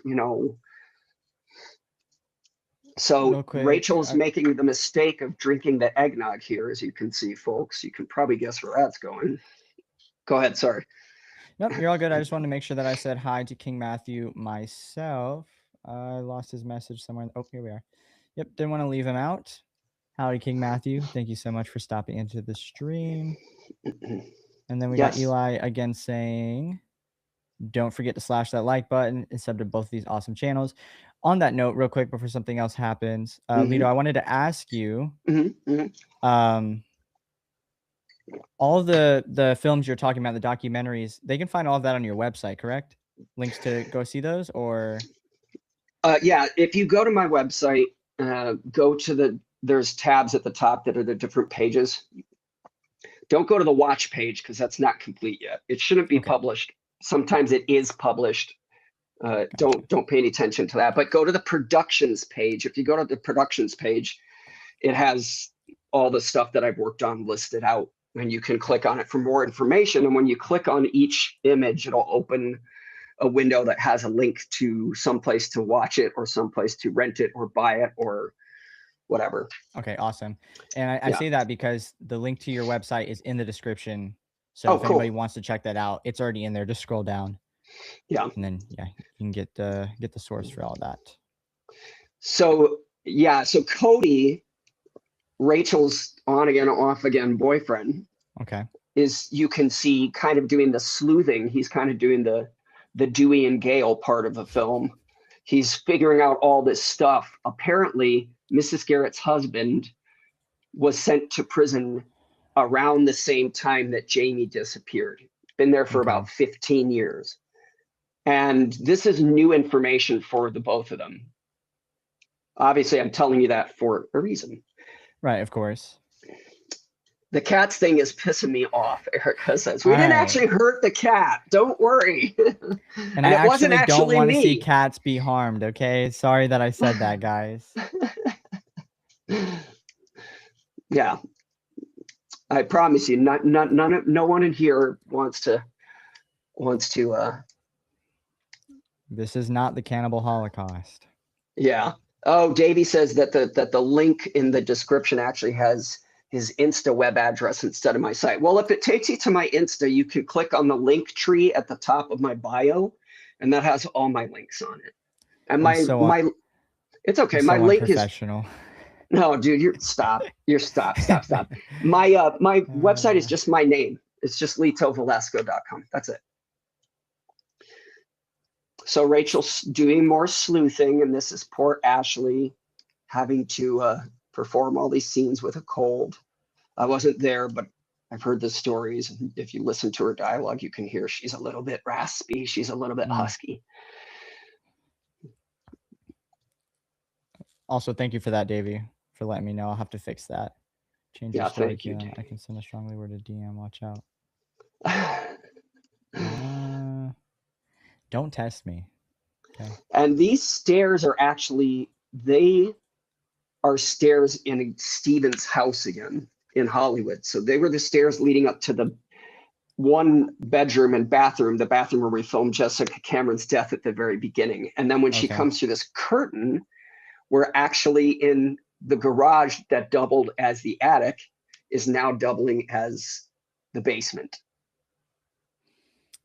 So there's a lot of, there's a lot of movie magic. There's a lot of multiple use for locations. There's a lot of getting every single bit out of every single nook, cranny, corner, staircase, room that we could, just because you have to. When you have locations, you have limited locations, you really have to like just milk it for everything it's worth. And Todd and Ryan did an excellent job of doing that. And then hiding everything with production design and hiding everything with angles and, you know, match cuts and, you know, the editing and just very clever work. That's why I say, like, people, there's a lot more going on to this film in terms of the filmmaking than I think some people online that I've seen have given it credit for. And of course they can't be blamed because they don't know all these stories that I'm sharing.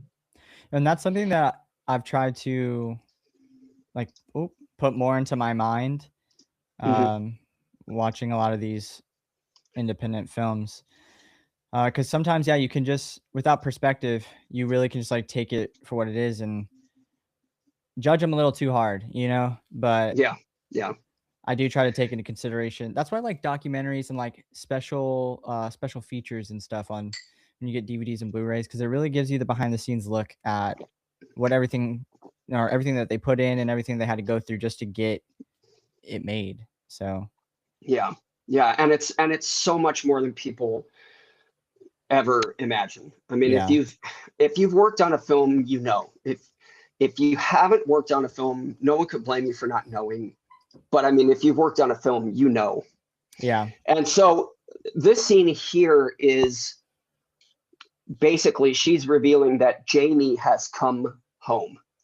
Jamie is returning for Christmas, and she's telling Rachel, this is the big reveal, that Jamie, the she,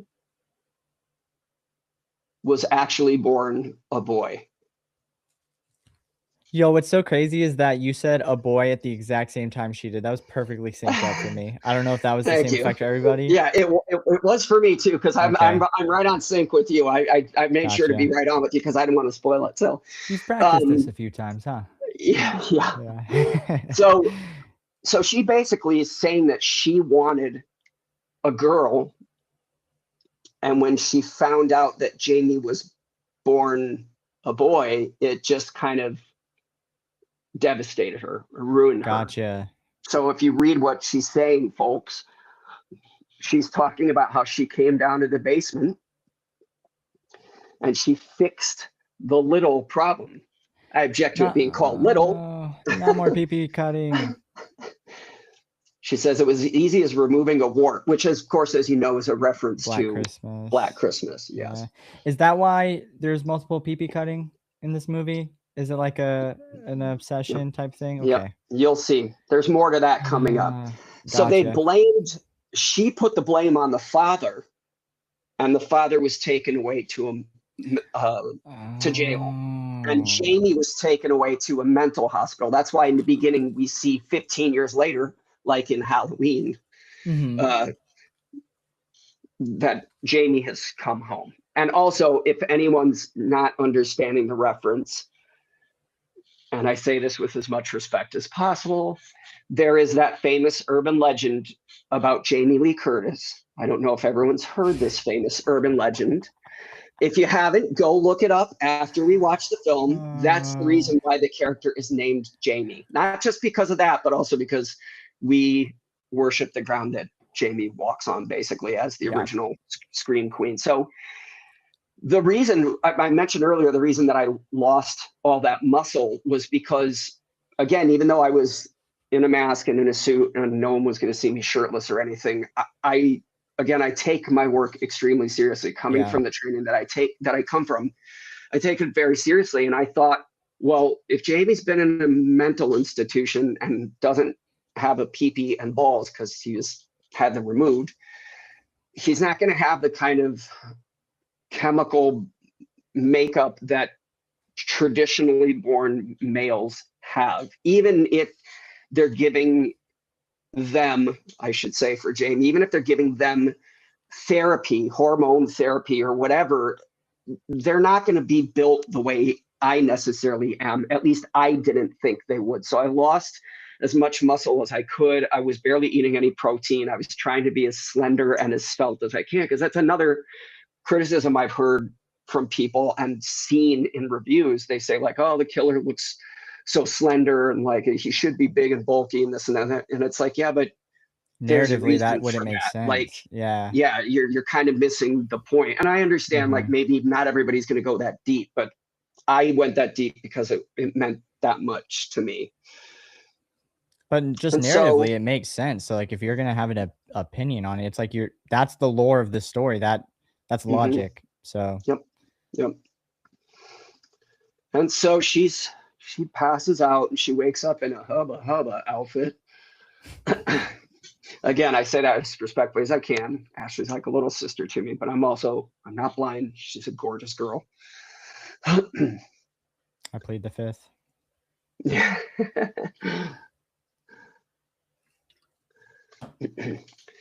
And she was actually tied up in the upstairs closet of this house.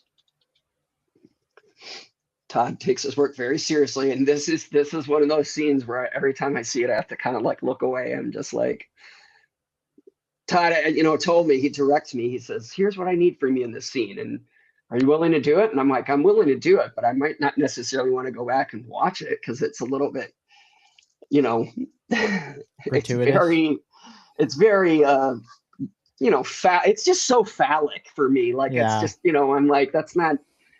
I can be kind of a pig, but I'm not that big of a pig. So Yeah, I get it. yeah, so I'm like, But now we're getting down to the kind of nitty gritty kind of part of the film, the kind of Yeah. third act stuff. And look who shows up. Poor Ashley. She's still tied up, and she actually had to get herself out of that rope. I've heard her tell the story so many times where she's like, that rope was actually tied so hard, it took me forever to get out of it. And I was just like, that's method acting, babe.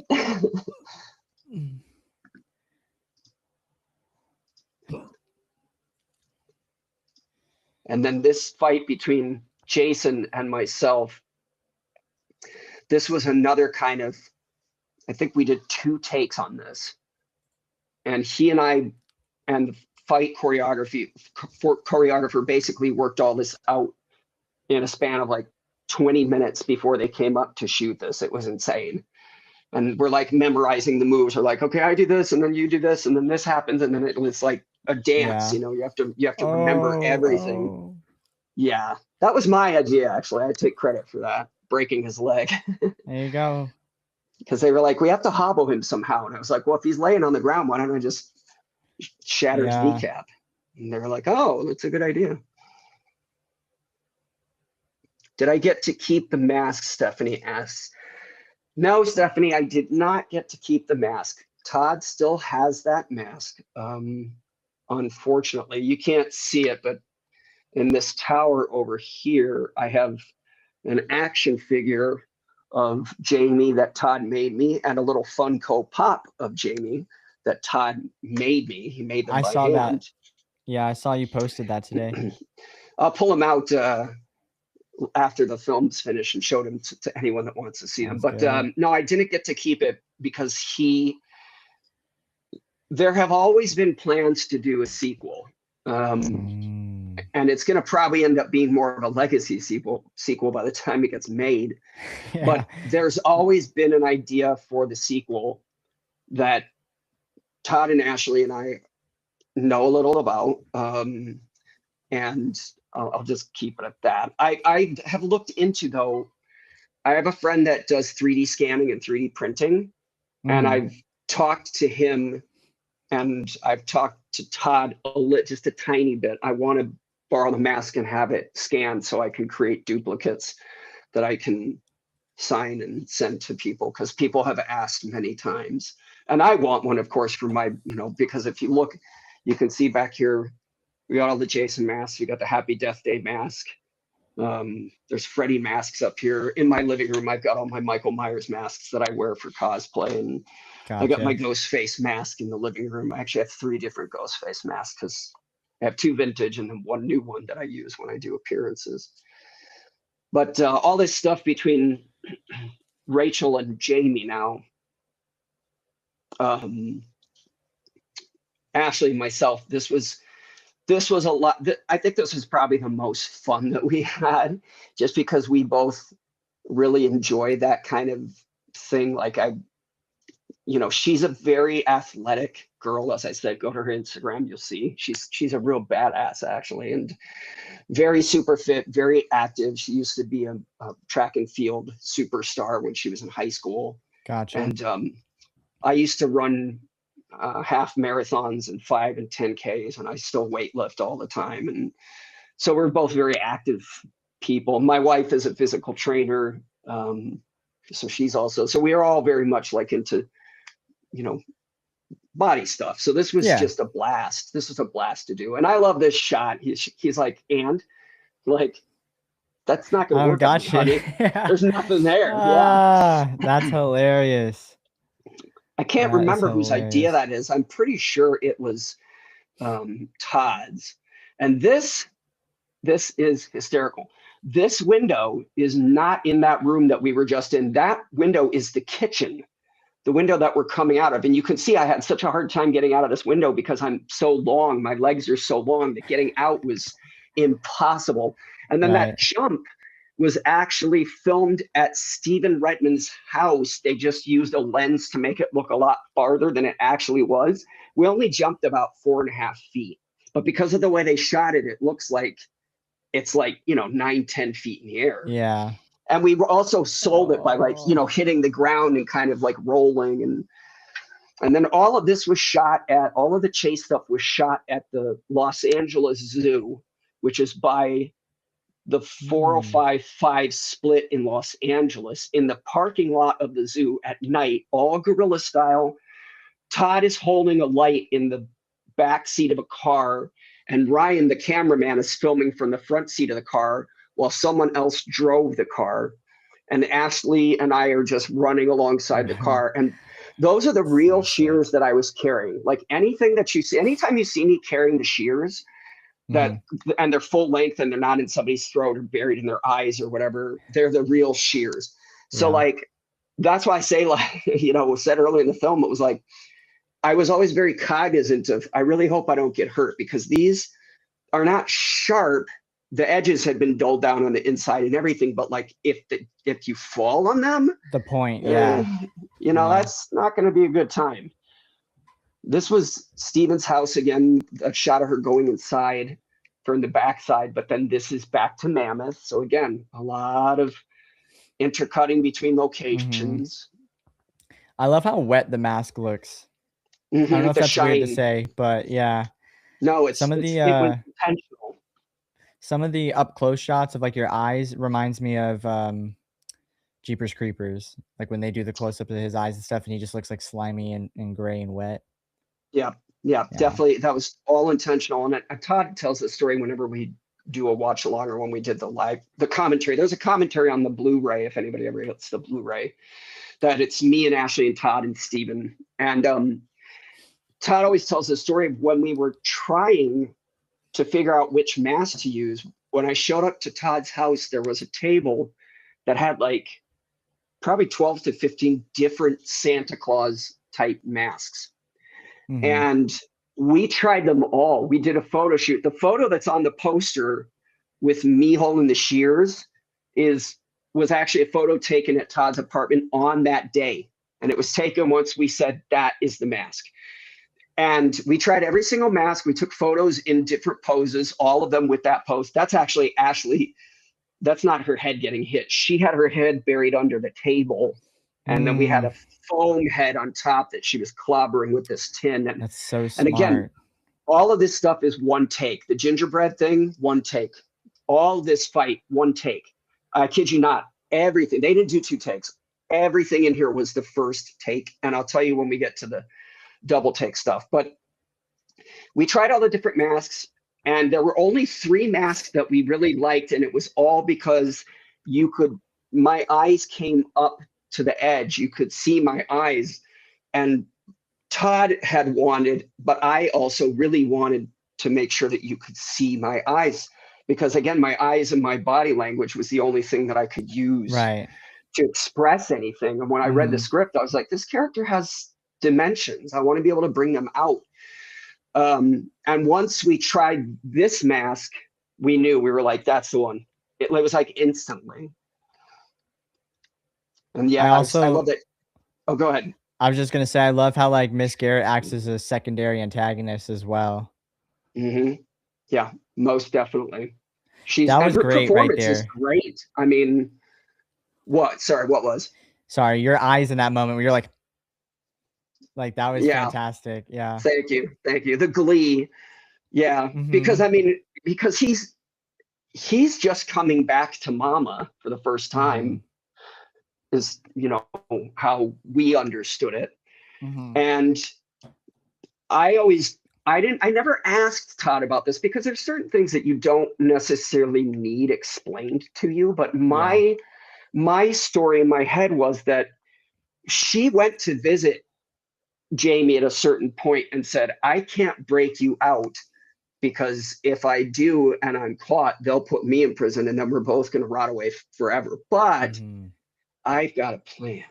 So I feel like she let Jamie in on the plan to some degree.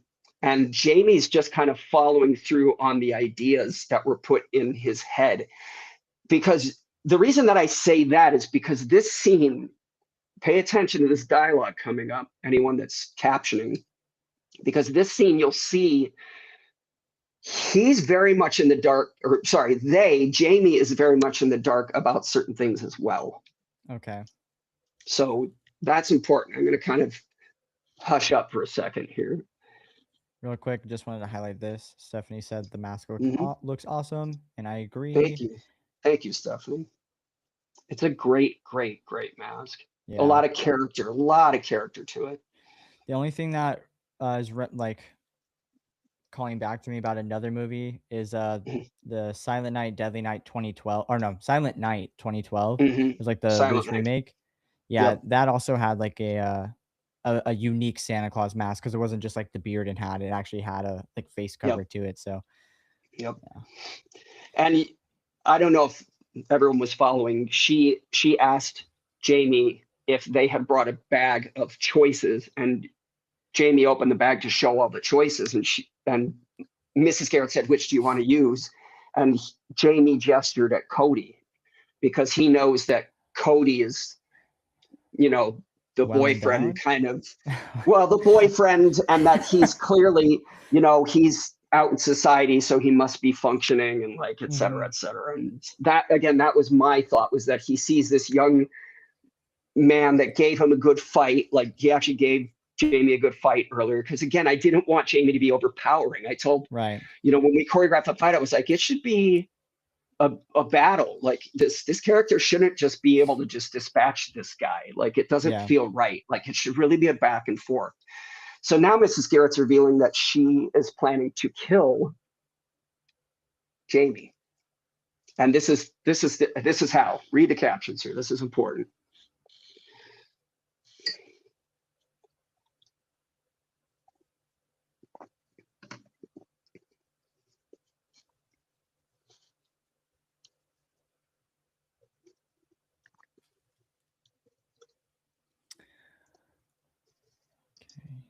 So there was all an elaborate plan, basically, to dispatch Rachel's grandmother so that she could keep Rachel as her own. And now we're finding out that Mrs. Garrett's husband had an affair with Rachel's I'm mom, seeing, yeah. and Rachel's mom gave birth to a girl. So Mrs. Garrett feels like you should have been mine. And now she's revealing that's right.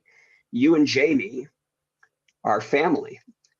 And you'll see, I loved that gift. That line in that scene revelation to me is such a gift for this character, because look at the way my body language changes and my eyes and the way I look at her, at Rachel. Look at how it changes. Like they are now very much like, want to play? Like, we're siblings. Let's play. Let's play. This is the doll you gave me. Because Rachel, in that flashback in the beginning, is the one that gave Jamie the doll.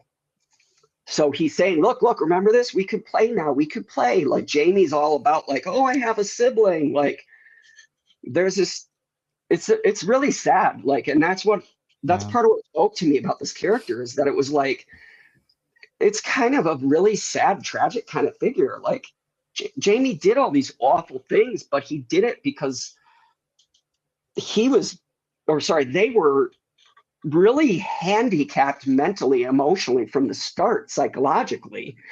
And then you have, in my mind, this mother character that continues to poison Jamie throughout Jamie's life, in my mind, even with this plan. Like, we're going to do this, and you're going to break out, and you're going to come home, and we're going to live happily ever after, and it'll be so nice, and won't you be happy to be home? Meanwhile, on the inside, she's like, and I'm going to kill your ass because I don't want you, because what the hell am I going to do with you? I've got Rachel. It's very twisted. It's very twisted. Yeah. So, like, many dimensions, though. It really sets, see, me going into this, I thought this was going to be a base level Christmas slasher, but now there's like 3 folds to it, which makes it a lot more interesting. I love that. And all of this stuff here, I loved playing, like the way their baby steps up to the tree, you know, like them kind of hesitantly, completely tuning her out now, like only focused on the gifts, like a little kid, like looking at all the presents, and, you know, because that's what Jamie thought they were going to get by coming home. It's actually kind of sad. No, yeah, it is. Especially because she knows that the plan is to still get rid of them at the end of the day. So yeah, and when she says, I finally see you, you see that it really touches Jamie on the inside. It draws them away from the gifts. And then this, I mean, that is such a betrayal. Like, I mean, like, look, and again, I had to do it just with my eyes and my body. Like, yeah, dude, you nailed it. Thank you, sir. I appreciate that. Yeah. And this was also ridiculous to film. Ridiculous. This scene, we had 2 takes per angle, basically, for this fight. And the reason is, you can't see it because there was duvetine up on the windows, and the windows are all covered up because they're supposed to be for the plot. It was about 6:15 in the morning, and we had been filming since probably around 9 a.m. that previous day. Damn. And I had to drive back to Los Angeles because I had another shoot that I had to get to. So literally, we had to get all of this as quickly as we could, all of this ending stuff with me.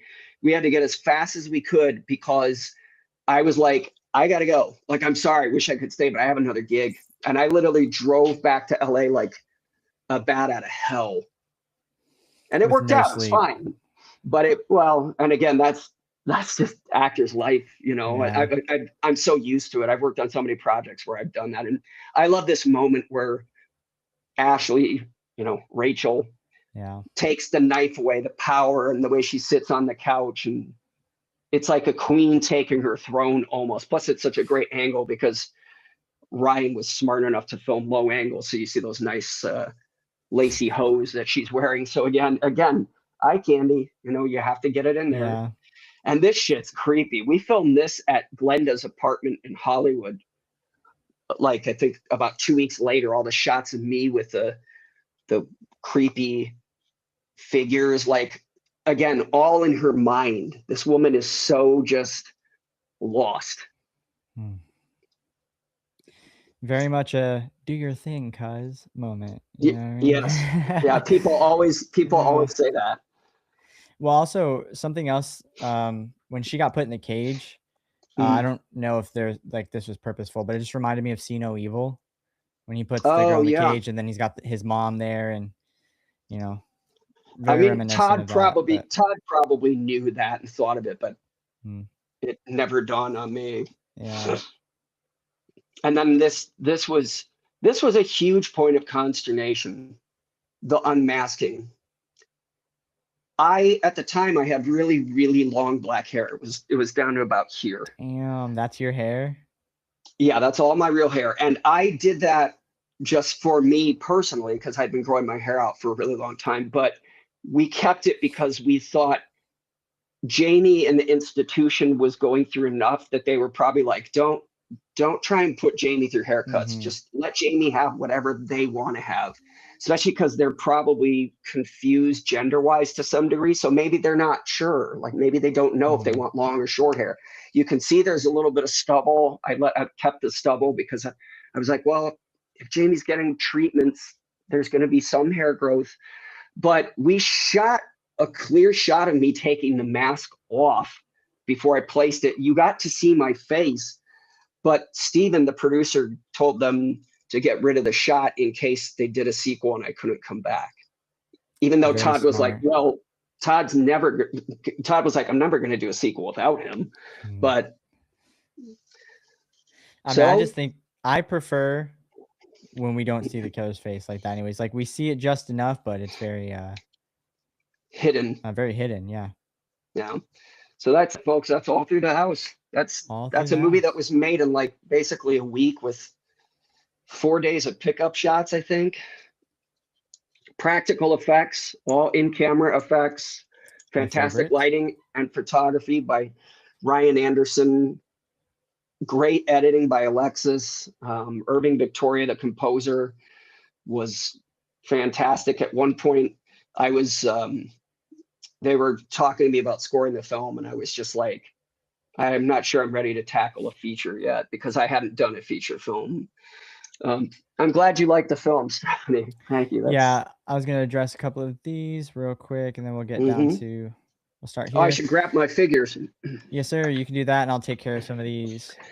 Erica says, Keelan, by the way, you're doing awesome. Oh, it went away. And I am honored to be part of your first live stream. I hope there's more. There's definitely going to be more. I thank you very much for saying that. I feel a little better now. I was definitely super nervous all day today, but I'm feeling pretty good, and you guys made me feel super comfortable, so I appreciate that. Mandy also doubles down on it. Thank you so much. Let's see, Stephanie. I freaking love this movie.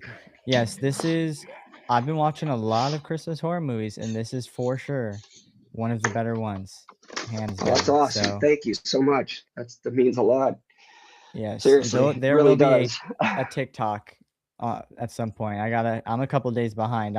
It's the 19th, and I'm on day 14, so I got some catching up to do on there. But eventually, I will have a video on my TikTok out for this as well. Davey says, great work from the whole crew. Thank you, Davey. Yeah. That's again, it means a lot. So real quick, I'll share these since these are related to the film. Todd made for me 1 year as a Christmas gift, because we always exchange gifts. I know it's kind of hard to see because of the glare, but he actually created a Jamie Garrett action figure complete with a bag of dicks and shears. And that is amazing. Then this year he created and gave to me a Funko Pop. Yeah, I saw that on your Instagram. That is so sick. And look at the back. He has Mrs. Garrett, Rachel, and foul mouth Granny, because he made them Funko Pops of their characters as well. And then That's this has so nothing to do with cool. the film, but I just have to show it. Do your thing. So was it last year? I think last year or the year before, I can't remember.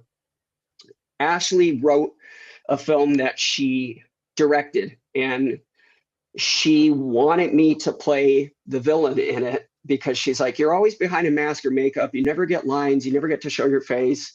This character, we get to see the face, and I want you to be.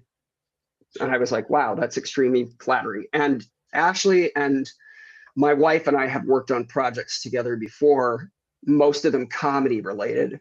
Mm-hmm. But my wife she dabbles in acting. She did a lot more acting when she was young, but she's dabbled in a little more now that she's older. So we all did this film together, and Todd went ahead and created an action figure of my character from this short film, which was called Final Girls Bloodbath, Okay. which I'm hoping that someday we can show on some of your channels. It's a 10-minute short, and then he also did one for my wife, Jen, That's so cool. because that's just how Todd is. He's an amazing artist that can make not just films, but art and figures and all kinds of stuff. He blew our minds. When we gave those to us, we were just like, what? I think Christmas would be better if instead of coal, everyone got a bag of dicks. That would be better. Also, to what you just said, Mm. my channel is in its inception phase right now. Still, I'm still trying to figure it out. But like, if you have an idea of something and you're trying to highlight something you're working on, and I can be a part of it and platform it or get more eyes on it, whatever, just feel free to message me anytime and we can work something out. I'm open to everything. So Cool, don't cool. ever Yeah, feel afraid I was to get, reach out. I was just say because it's a short film. It's only I think 11 minutes long. Mhm. Like I said, my wife Ashley and I act in it. My wife Ashley and I were executive producers on it. Ashley and I were co-editors along with our friend Benny, who is an editor on Star Trek Picard. And then I wrote the music for the film. And it went to all these festivals, of course, all around the country and everything. And Mhm. it's done all that. But now we're at the point where we're like, well, the festival run is over. What are we going to do with this thing? And I suggested putting it on Shutter or something like that because they have a lot of content like that. And I told Ashley, I was like, you could probably sell that to them, Ashley. I mean, you're not going to make $1 million, but they'll buy it from you to show on Shutter, and that way people can, see our work. So I'll let you know. I've been talking to her about it because I definitely feel like it needs to have more eyes on it because it's a fun Mhm. little thing. I mean, it's not Scream 7, it doesn't have that budget or anything. But given the Yeah, of budget and course. everything, we were all very proud of what we were able to accomplish. And I For just want to sure. get more eyes on it because, you know, I was very proud of my wife because I think she's an excellent actor. She doesn't give herself enough credit, but she's a great actress and she is also extremely easy on the eyes. So Shout out to the wife for sure. Davey, Davey said, I've got to watch this one again and give it my full attention until next year. We'll have to have you on Yeah. to give it some more love then. Gotta keep on spreading that love. Thanks, Davey. That's very kind of you. Yeah, I'm also already decided I'm gonna have to give it a watch because I did miss a couple of like details in between with like the whole ad break situation, but And yeah. again, it's fairly plot heavy for a slasher film. Stephanie, thank you for the kind words. I'm an amazing killer. I don't know about that, but thank you very much. I No, appreciate that.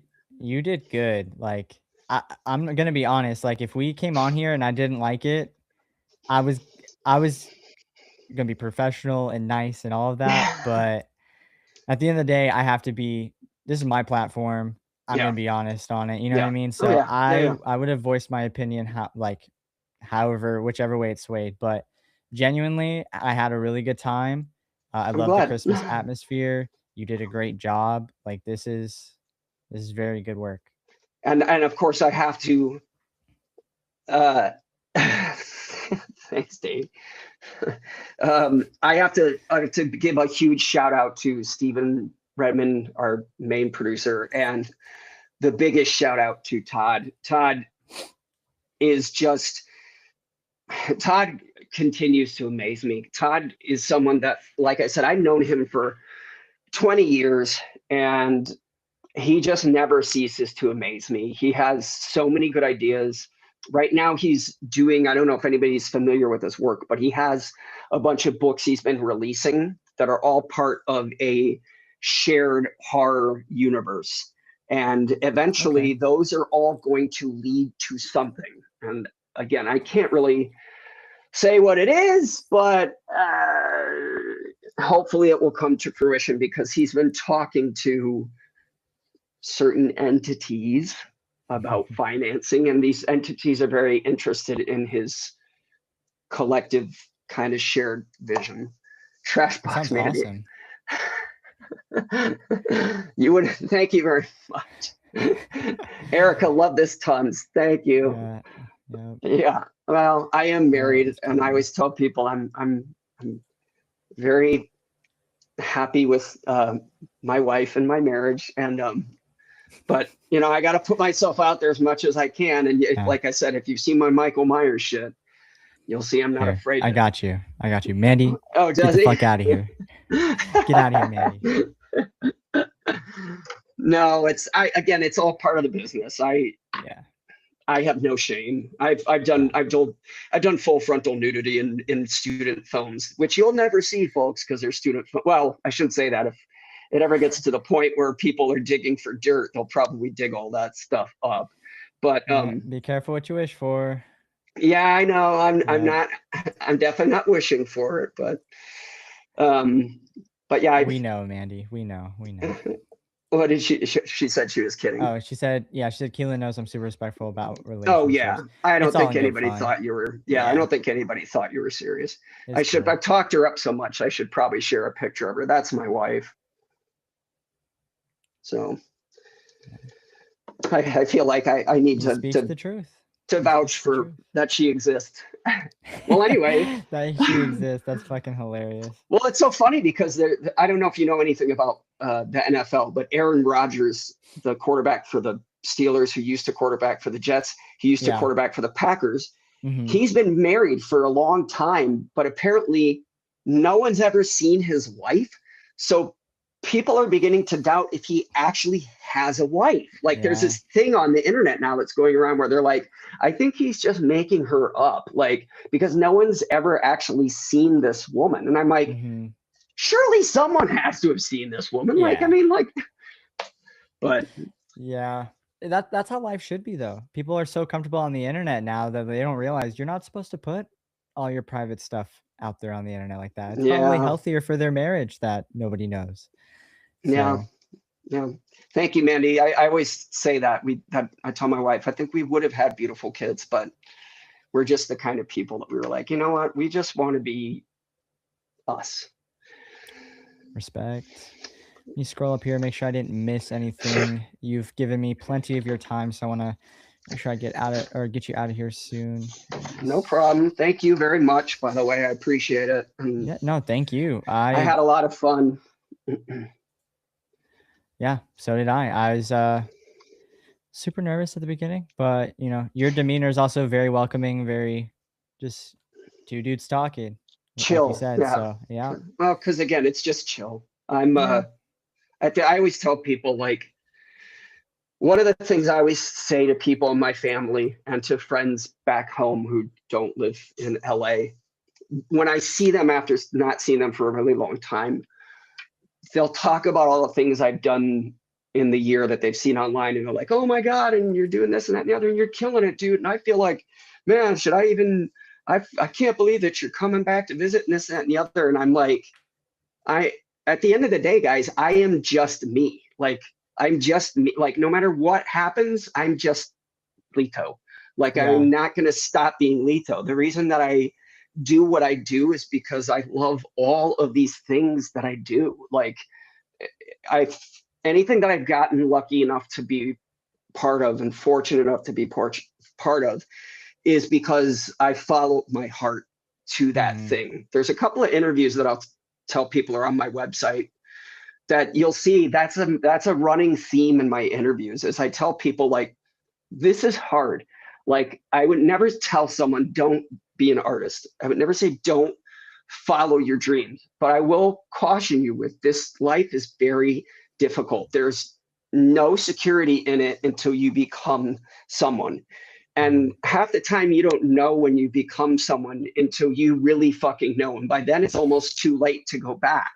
Mm-hmm. And I think part of the way I've just tried to be, and that's why I always tell people, I'm like, I hope I'm not talking too much or coming off as arrogant or anything, is because I don't ever want to lose touch with the fan of me. I'm still visiting Scream forums. I'm still watching you guys' videos. I'm still tuning in for Davies' new, oh, there's new news about Crystal Lake and super hot Linda Yeah. Cardellini. You know, what happened now? Like, what's going Yeah. on with that? Like, I mean, like, I'm still Mm-hmm. foaming at the mouth for all this stuff. So like, Yeah. I think it's important to never lose touch of that, no matter where you go or what you do. It's funny that you say that too, because today I was out movie hunting, and while I was out, I was actually thinking about just how it's so weird. Um, I guess I've had this mindset that like people like you who are super heavily involved and have actually gone and done things, Mm. um, feel so far away for somebody like me. But then when I say that, it's like, well, I mean, at the end of the day, we're actually all just people. So it's like Mhm. there is no someone like you, someone like me, because there really is no difference, if that makes sense. And Yeah. so like I was kind of just out thinking like, how cool is it that I'm having somebody on my channel who's actually been in a movie and more multiple things and worked in the industry and done a bunch of cool things that I have admiration for and that I love so much. And I eventually I came to the same conclusion as you. Was like, hey, at the end of the day, we're all fans. We all Hmm. love this stuff for a reason, and we're all just people trying to indulge and enjoy in the Yeah. things we And love. and So and any, I mean, and any time I've ever worked with somebody that is definitely someone like Wes or Robert Englund or John Carpenter or Clive hmm Barker or hmm any of the greats, Angus Scrirt. Like, I've worked with a lot of people since I've gotten to Hollywood, mostly in genre, some not. I did a scene with James Caan on Casino, which was like the okay. biggest holy fuck moment of my acting life. Yeah, rest in Um, peace. yeah, rest in peace. My God, that was, that would hit so hard when he died. Yeah. But the reason that I say I'm a fan is because I always have to check that fandom when I'm doing these things with these people. It's like I have to remind myself, don't geek out, be cool. Like, if they want to like do a picture or whatever, great. If they don't, also like don't beg for it. Like, you have to be professional. You have to check your fandom at the Yeah. door, but let it still kind of like fuel your work. And Yeah. also, don't ever be afraid. I tell people to speak up. Like, if anybody's watching this and they're wondering, well, how do I do this or how do I do that, or whatever. Um, it was the TV show Las Vegas. Sorry, Mandy, I misspoke. It wasn't the movie Casino. God, I wish it was the movie Casino.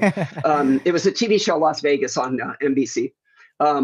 But I always tell people, don't be afraid to speak up, because Mm, if you keep yourself contained or introverted or small or any of those things, and you're trying to get out there, that's when you're going to miss all these opportunities. Because the reason mhm, that I've been able to do these things is because when I saw someone that I admired, without completely becoming a fanboy, I would voice my respect and admiration to them, to some degree. Hey, I mhm. know that you don't know who I am, but like, I'm Lito, and like, I've watched your work my whole life. Or I've, you have been like Robert. You have been one of my acting inspirations. When I do prosthetic makeup work, I always think back to all the interviews I've seen with you, and what you said about it and how to channel the character. Like, so like, that's what opens these doors for you. So if you're someone that's ever thinking about going into this field, follow your heart. Just know it's going to be difficult, but don't be afraid to be yourself and to speak up to some degree, because that's what's going to get you breaks. And just Mhm. be prepared to have a lot of side hustles, because you're going to need them.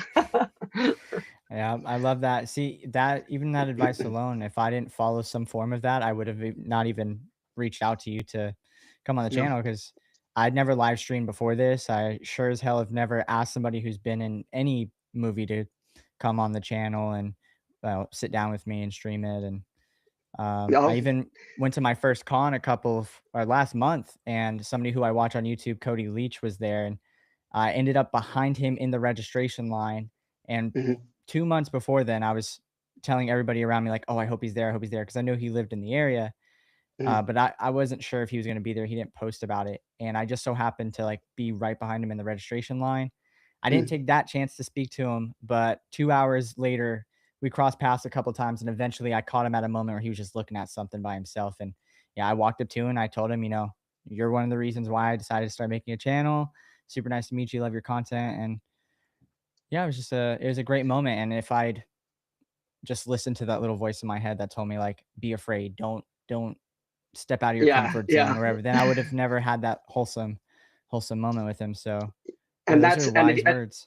and the other thing about that I'll say on the other end is you don't know just how far that's going to take somebody because Mm, I'll just speak on my behalf. Yes, I've done these things. Yes, I've worked with people. Yes, I've been able to meet some of my heroes and but at the end of the day, on the totem pole of Hollywood, I am a nobody.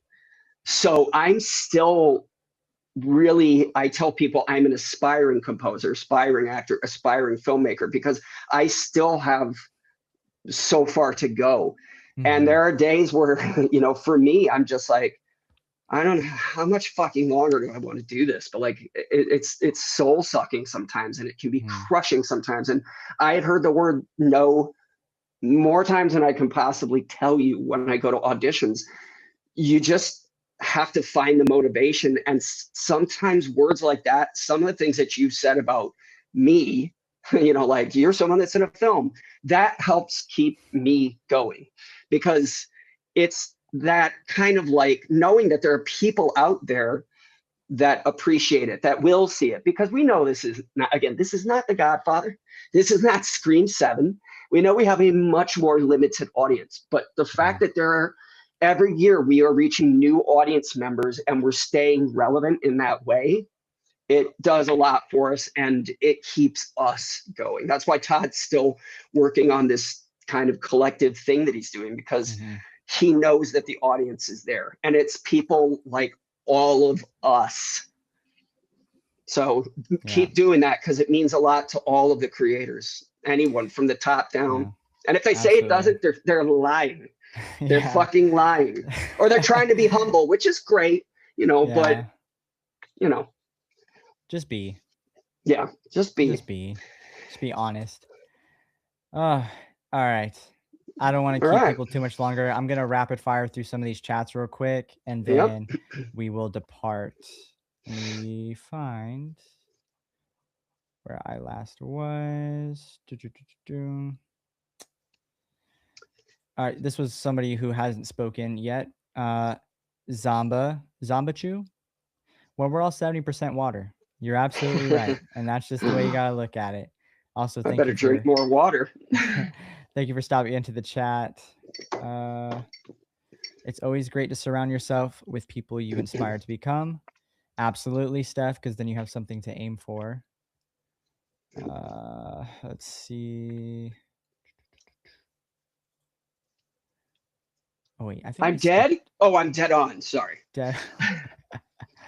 I died. I think I missed two. Let me just scroll up here real quick. Okay, no, I didn't. Okay. Yep. Going back to Davey real quick. Lito's dead on. You've got to just talk to them like another person, and the best people will respect the hell out of that because it's got to be so refreshing. Yeah. That's the exact mindset I tried to have when I approached Cody at the con, because I definitely was like fanning out a little bit, but I was like, I've seen his videos enough to know he's probably just like a chill ass dude. So let me just approach him like that. And yeah, it was a little awkward because I'm just kind of socially awkward at first, but I take some time to warm up. But yeah, it was a very good experience. They say do not. What is the saying actually? They say Don't meet your don't meet your heroes, they say. idols or Yeah. stuff like that. Yeah, but it worked out pretty well. Well, real Um, quick before we leave, I'm gonna tell the yeah, story and then I'm gonna jet out. sure. I am one of those people that would say I have not found the don't meet your heroes thing to be true at all. I will say in my experience. And I think it's mostly because the attitude that you and I have been speaking about and the way that you're speaking to these people. And I'll tell this, the one time that I think I crossed the line just a teeny bit was, it was probably 7 years ago, probably 7 years ago.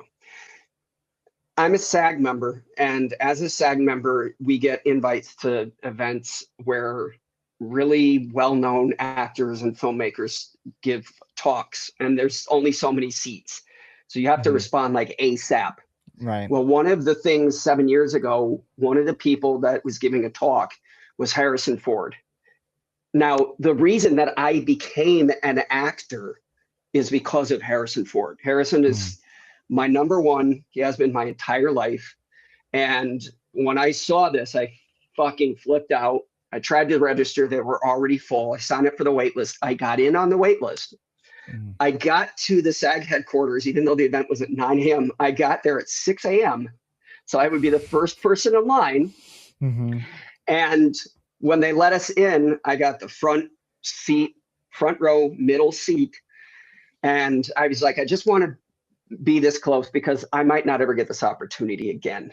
You just, when do you bump into Harrison Ford, even if you live in Los Angeles, because he lives in Wyoming and he's Harrison fucking Ford. Yeah. So I was there so early and the room's filling in and I was like, you know what? I should probably pee beforehand because I don't want to miss any of this. So I went to the bathroom, and it's a small bathroom because it's private for just SAG members. And I didn't want to go down to the lobby one, which has a huge one. So I go in there, there's 3 urinals, 1 stall. And as I'm washing my hands, I see there's this huge fucking line out the door. There's a line for like these 3 urinals and 1 stall. And finish washing my hands, dry them. I'm walking out the door. The door was being held open because it pushed into the bathroom, was being held open by a man that was standing there kind of like looking down, wearing a button-up greenish tan shirt. And I didn't see their face really, but I said, thank you, hello. And I heard, you're welcome. And I went, oh my God. And I froze because it was Harrison Ford waiting in line to use the bathroom. And in my mind, I replayed, I was like, I've heard him in interviews say, the only time I ever hate meeting people is when they come up to me when I'm taking a leak. Yeah. He said that on talk shows many times. And I thought to myself in that split second, I had 1,000 thoughts in my head. I was like, should I say something? Should I not say something? He's not actually peeing. Is this okay? We're not supposed to approach them. And I see his handler outside in the hallway waiting for him. This woman just standing there, like looking at the doorway. And she could see this like look on my face of like all these, like my eyes are darting back and forth and I'm trying to figure out. And she's just looking at me and she smiles and she just goes like this, because she knew what was coming. So I turned and I looked at him and I said, I know we're not supposed to do this and I'm really sorry, but I'm probably never going to get the chance to do this again. You are the reason that I am here. You are the reason that I am a SAG member.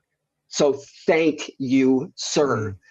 And he looks at me, he looks up and he goes, no problem, kid. Now get out of here so I can take a leak, will you? And that's it. That's my Harrison Ford experience. That's hilarious. Even he was cool about it because he could have been a dick. He could have had them clear the bathroom and say, I don't want to talk to anybody, and not said anything to me, or had them remove nothing. So I always tell people, as long as you're respectful, you should be okay.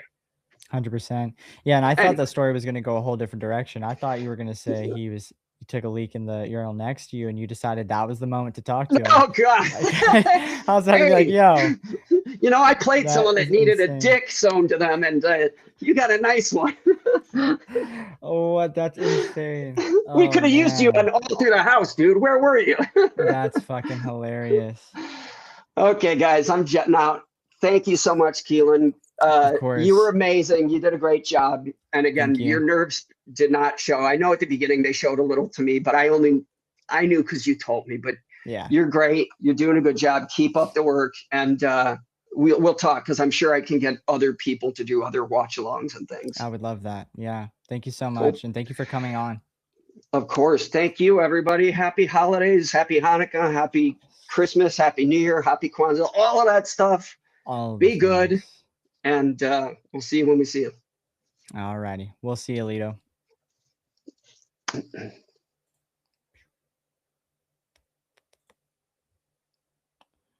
Don't know how that works. Well, I don't know how that works. So, I don't want to keep people too long, but basically, everybody said a bunch of great stuff, congratulating me and giving me props for doing well. So, if you said anything like that, I really appreciate it. I think it went better than my brain told me it was going to. So, we're good to go. Everybody, thank you so much for stopping in. I hope you enjoyed. I'm definitely gonna do more of these, especially the start of the new year. So, I'm gonna get out of your hair. Thank you so much for stopping by, and as always, be safe. I'll see you guys in the